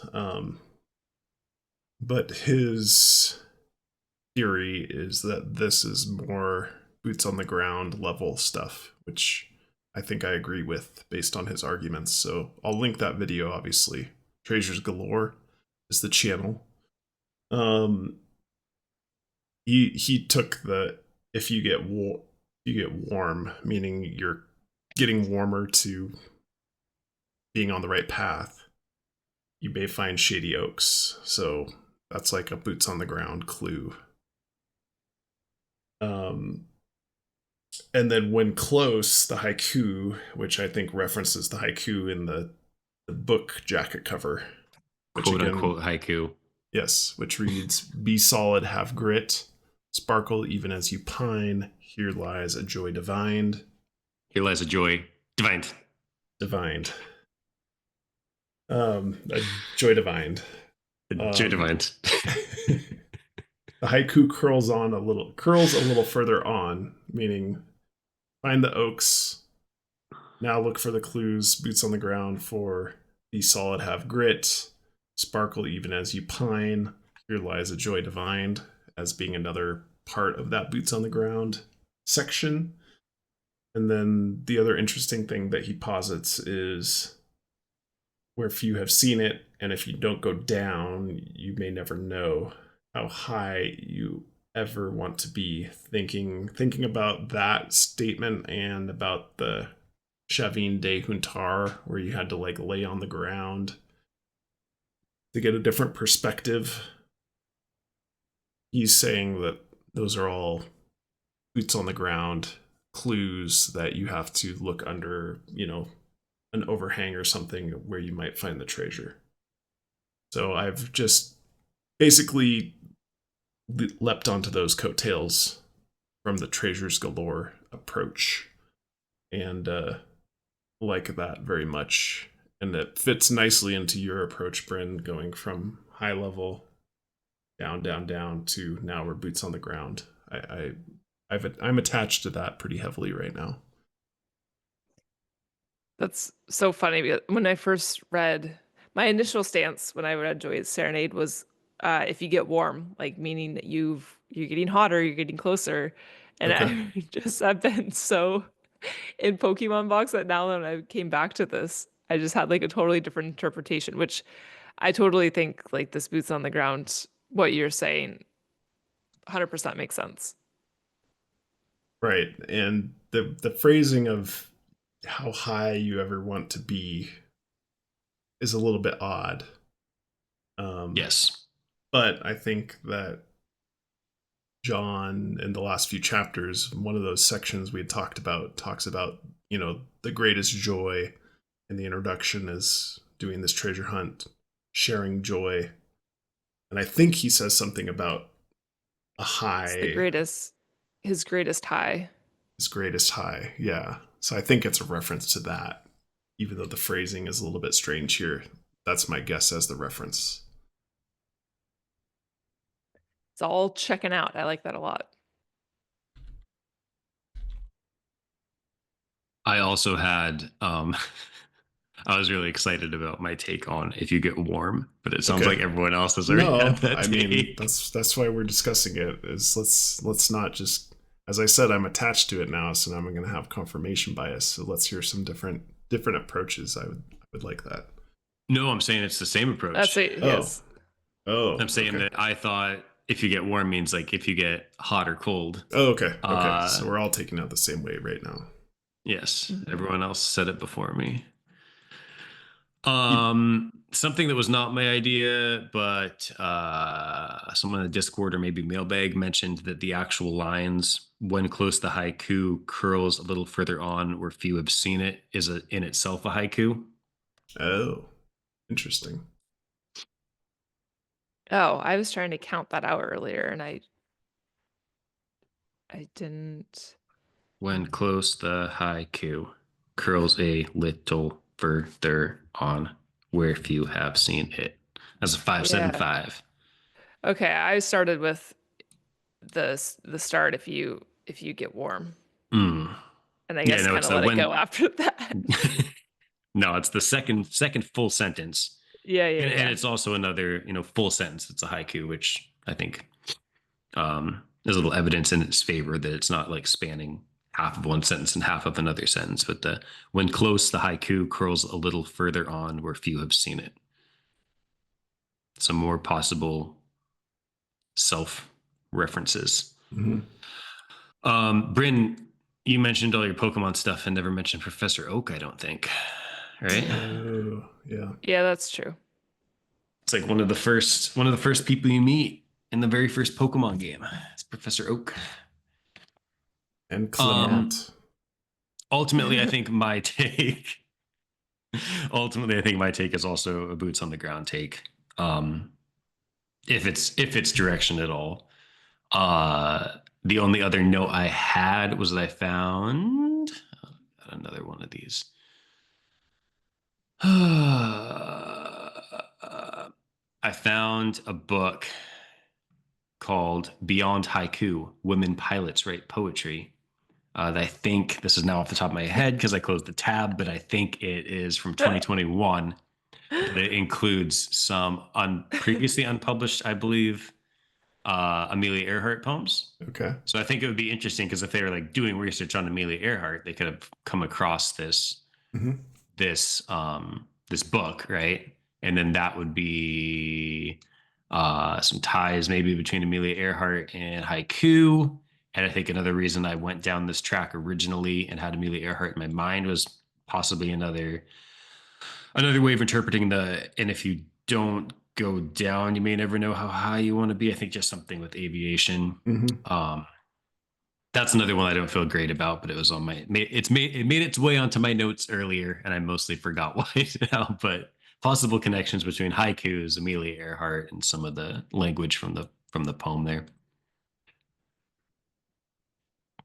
Yeah, I think one problem with this particular approach, going from the last stanza where we're thinking it's still fairly high level location solves, and tell me if I'm wrong there, to going to if you get warm, you'll find shady oaks, which is like if we're thinking about a boots on the ground solve, like where do we get our trail name from, or where do we get our road that we're supposed to stop off on?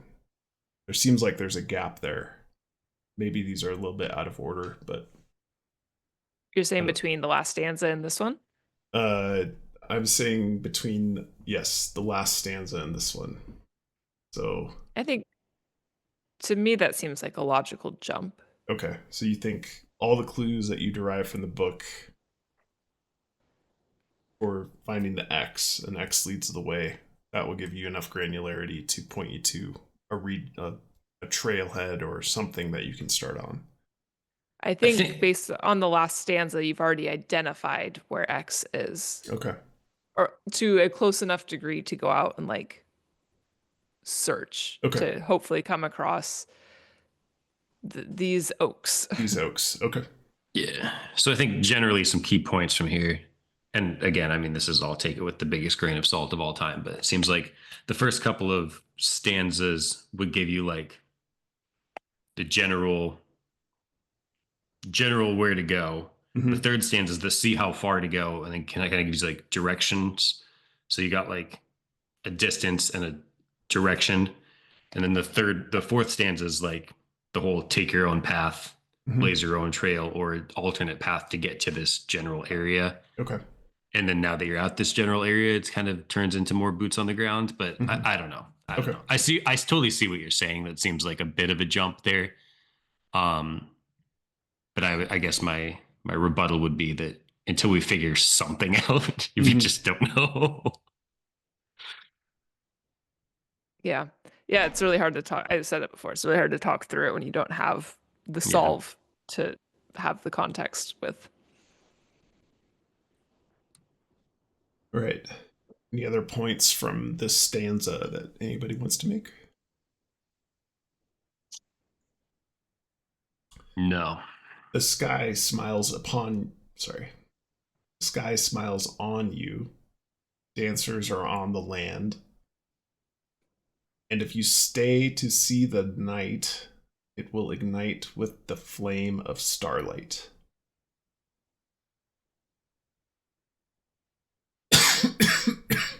I took this stanza as direct reference to Hopi culture calendar. Interesting. The sky smiles on you. I mean, I feel like I haven't done enough research into the Hopi culture to quite know this connection, but I mean, I know the cultural significance of like the celestial things happening in the sky, sun and moon. Like I could see where like kind of like the gods and just there being a lot of cultural significance with the things happening above them in the sky really being an indication of things to come in their culture or whatever that representation is for them. The dancers are on the land. I mean, in the Hopi calendar, we have the different dances that happen the different months based off of the different celebrations and traditions. And if you stay to see the night, it will ignite the flame. It will ignite with the flame of starlight. So I was taking that as like the moon rising over a mountain, which in there, if there's a specific point the moon is rising over, like we said, that's very relevant in their calendaring. I mean, the moon is illuminated by the sun. So I guess I took that as like a really big emphasis on the moon rising within their culture. Interesting. I like that a lot. Counterpoint though, starlight. Right? And the moon's not a star. Well, the sun's a star. So the moon would ignite Reflecting, the moon with the would flame reflect of starlight. All right, I buy that. All right, Neil deGrasse Tyson. All right. The flame of starlight. No, I get what that's you're saying. It's reflecting the sunlight, that's starlight, because the moon does not create its own light. Yeah. You're right. Good point. I mean, plus flame of starlight would even make that even more.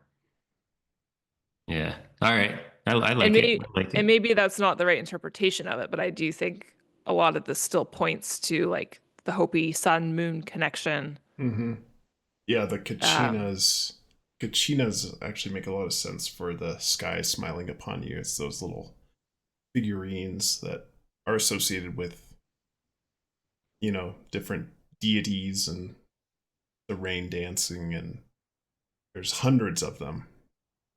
So I didn't know what to make of the stanza, to be honest, so I'm gonna ride your coattails, Bryn. I like that a lot. And I mean, we do have the very linear distinction between the non-Katsina season and the Katsina season as well. Mm-hmm. So if I just had to take a stab, I would say we're trying to narrow down like which month we're looking at here, and then maybe kind of like what is the significance or the location of the sun and the moon in the sky. And I still really like this annular eclipse idea as well. I'm just trying to make a connection here for the starlight, the flame of starlight, if there's any flame related constellations. Mm. And I'm coming up with the star constellation of Phorios, god of the sun, consists of a group of 5 stars, which form the sign of a cross. It is said to be a representation of a burning flame spread in all directions. Constellations coming is often feared by the farmers, especially when it turns out very bright at the current year. Another That's rabbit hole to go down. interesting because I of thought the cross and like X. I mean, we have the hidden X's. Are those hitting like a cross? Yeah. Yeah, there's one in the picture of the stars in the AI drawing. There's definitely an X there. Not a I thought constant. Helios was the sun god. Yeah, I'll have to do a deeper dive in this. This is just my quick Google results. But yeah, I have not heard of Oreos before.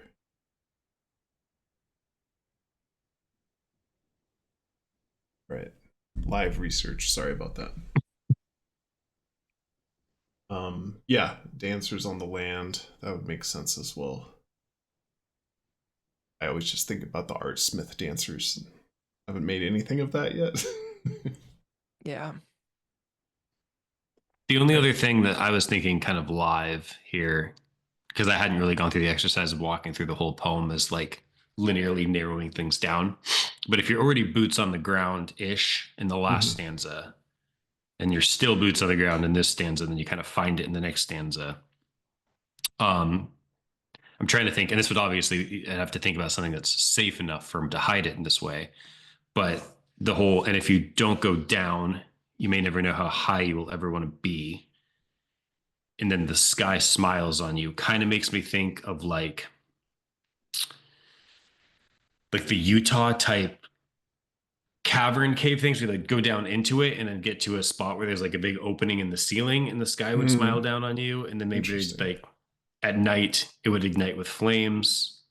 Again, I don't want it to be like a big cave because I feel like that would be too dangerous, but maybe, you know, those I'm trying to think like the red canyon type ones where you'd be like, you'd go down into something, never know how high you want to be. You'd be like looking up, changing perspective, sun.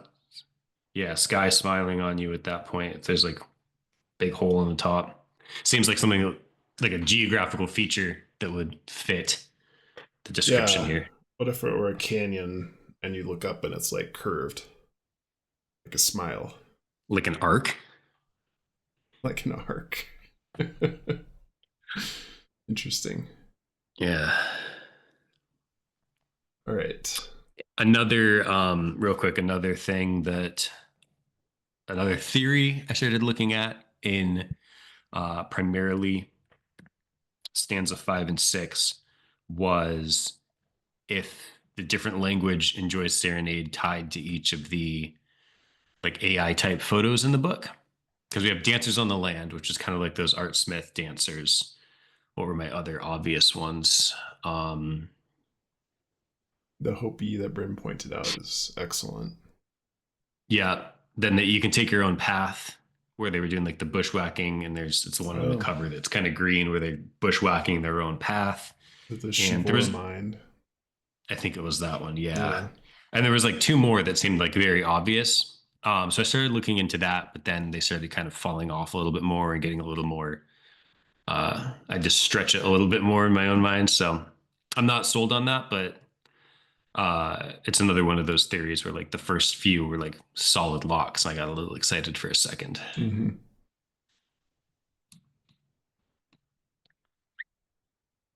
Right.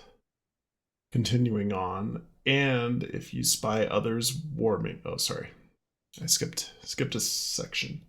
Now that you're here, all that is left remains for you. And if you spy others warming with the sunlight, or sat upon a rock, allowing nature's wide embrace to sustain their bliss, maybe ask them to assist you. You could sing harmonies as you travel home. So for me, I mean, it seems like animals basking, potentially. The only other reference is basking in the heavens, which is part of a part 2 box. Yeah. Or some sort of plant, I think. You spy others warming with the sunlight, or sat upon a rock, allowing nature's wide embrace to sustain their bliss. Maybe ask them to assist you. I don't know. So I'm diving down the rabbit hole of animals that bask in the sun. That's my starting point for this. I haven't really had anything as a major hit yet that seemed appealing. I don't know. I was curious if, others had different takes on this. I definitely did not have this take, but it's kind of interesting that in the Pokemon box, I just sound like I'm trying to make everything into the Pokemon box now, which I promise I'm not. But asking the wise golem for help on where to hide it, which I mean, if we're talking about rocks here as well, maybe there's something, because in that chapter we have the talking and the animals are alive and like part of the story in that way. I did not take it that way. It never crossed my mind that these were animals. I guess in my mind I thought, wow, maybe this box is hidden somewhere where there's just other people around. Like it's not as remote as I would think. Which would lead me to think it really has to truly be hidden in a very clever way then. Which maybe is what he's hinting at if he's saying you got to lay on your back or something like that. But that also doesn't quite feel right. And why would you ask them to assist you? Well, he said it that you need to bring some people to help carry it out, right? Yeah. Because it's so heavy. Not strangers. Well, that's what I thought too. I'm like, you wouldn't ask a stranger to help you with this because that's risky. So I don't know. This last chunk is really, I can't wrap my head around it. This last stanza, the first time I read through, I think is what my idea that this whole thing might just be a literal poem to the personification of joy, that what it was born out of.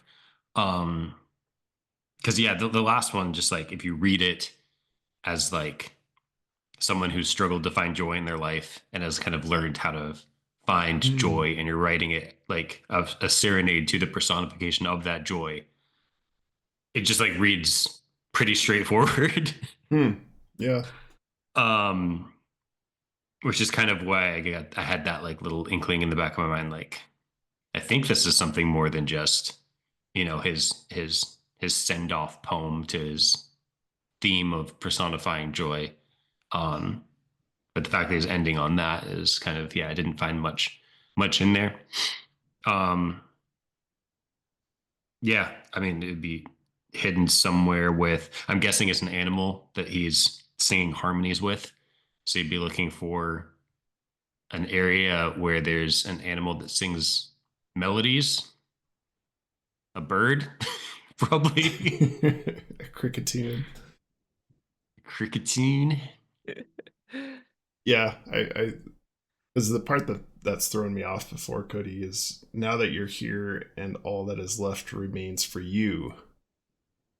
I kind of like your approach a little bit better, that it's maybe just a wrap up of joy, like joy. Now that you're here and you've found the treasure, and you have the joy, all that is left remains for you. And if you spy others warming with the sunlight, or sat upon a rock, allowing nature's wide embrace to sustain their bliss, maybe ask them to assist you in spreading joy. Yeah, that's how I read it. It's okay. Like, because he mentioned earlier, I think in the introduction, probably, that we read in the last episode, that like he had struggled to find joy and hold on to joy. And I feel like, and then he talks about, I think he talks in the book a bit about kind of like sharing joy, right? How sharing joy is what brings him joy. So this whole idea of, now that you hear all this stuff from Main Street is pretty straightforward. And the idea of like, hey, if you see these other people that are experiencing joy, maybe it used to like bum you out in the past. And now he's kind of learned to spread joy with other people and ask them to assist you and finding your own joy and sharing it amongst each other. That's just kind of how I read it. What seemed the most. Yeah. And I guess it could be both. Maybe in my mind, I was kind of throwing the baby out with the bathwater, by thinking that because I thought this last stanza was really an actual ode to joy, that the whole poem had to be that. And maybe it doesn't. Maybe the first 4, 5, 6 stanzas are kind of the type of thing that we've been talking about. And then he just wants to wrap up by kind of reintroducing and saying goodbye to or wrapping up the theme of his personifying joy that he's had kind of going throughout the whole book. I would totally buy into that, because I to me, it seems undeniable that these previous stanzas are, guiding us, telling us how to use the book to find the spot. And then there would need to be some sort of conclusion to this idea of joy, right? Because it's so prevalent. I don't think you could really just end without concluding the joy component as well. I like that a lot. Thank you. That Thank you. Resolves a lot of internal conflict I had about that stanza. And Blake's doing live research, so he's on. I think so, yeah. Spidey senses have been tingled. Well, he's doing that. I'll talk about a couple of general topics. I've been trying to cross everything off my list as we've been talking about them. So a couple of things that didn't come up. There's a lot of song reference and music references in Joy Serenade. And he's also talks a lot about his history with religion in the book. So one thing that I'm particularly looking out for, and it's tough because they're kind of, a lot of them are obscure, but I'm looking out for like hymns, like classic hymns that could maybe share some of this kind of strange terminology. So something I was looking out for. It's hard to search for, like I said, because a lot of them are pretty obscure. Another thing that somehow made it onto my notes, I kept wanting to take it off. And my note literally starts with the words, "No good reason for including this." Awesome. The poem, The New Colossus by Emma Lazarus, is a poem that I somehow like came across in one of my research things. And there's a tab that I just kept open through all of my research. And it's the poem that is included like on a plaque on the Statue of Liberty. And that's probably why I was drawn to it, is because it's like something that actually has like a geographic location in the United States. Why am I bringing it up? Again, there's no good reason for me bringing it up other than gut feeling. So if the Statue of Liberty or that poem has anything to do with anything when all is said and done, you heard it here first. Just pure gut feeling and nothing to back it up on that one. At least my Michigan solve had a clue. Yes. No, I fully admit there's no reason to be talking about that. I'm just buying time for Blake's live research. No, it's nothing. Sorry. I was just looking up embrace. Warm embrace. Wide embrace. Through our own disappointment, you and I are better prepared to provide words of comfort to others. Short of words, we can offer a hand upon a shoulder or a warm embrace. Small things such as these can lead to outsized rewards. And then when they found the Chivor mine, they were doing the blazing their own trail. Between these rock towers, they gazed out to see the green rolling plains of the Llanos spread out below. They looked at each other in desperate relief, opened arms to embrace, and celebrated. Checks out. Yeah, nothing too major there, but keyword searches. I'm all about that right now. Okay. Yeah. Yeah, I don't really have concluding remarks, unfortunately. No, we had talked about if we wanted to do normal segments before this. I'm so glad we did it. It would have been a Correct. 3.5 hour episode. No, Oh, I thought it was going to be a shorter one this time. sorry, but at least We're you just, have all week to listen to this now instead of just 3 days with our Yes, new schedule. true. Okay, well, I think I say this a lot, but I think I got a lot of good stuff from your guys' perspectives here, as usual. So thank you for that. And us from you. Yeah, I think we'll I'm have to do a regroup at some point to do a version 2 of the Joy Serenade recap once we've... I feel like I need more time on this. I feel I like just- I'm being intrigued to be pulled away from Pokemon Box to just like work on this now. Yeah, that's a danger. I think at what cost? Yeah. We want to just hone in on Pokemon Box more. I know I was working on Past and Future Box this weekend, unfortunately for you, but For you. Blake, shame on you. Shame on you. Didn't have enough time to finish Joy Serenade, but he was working on Past and Future Box all weekend. Huh. I Interesting. know I'm failing the audience. I apologize. It's tricky because I feel like, at least personally, I feel like I've at least figured out what I'm supposed to do essentially with Pokemon Box, which is like the first layer, right? Mhm.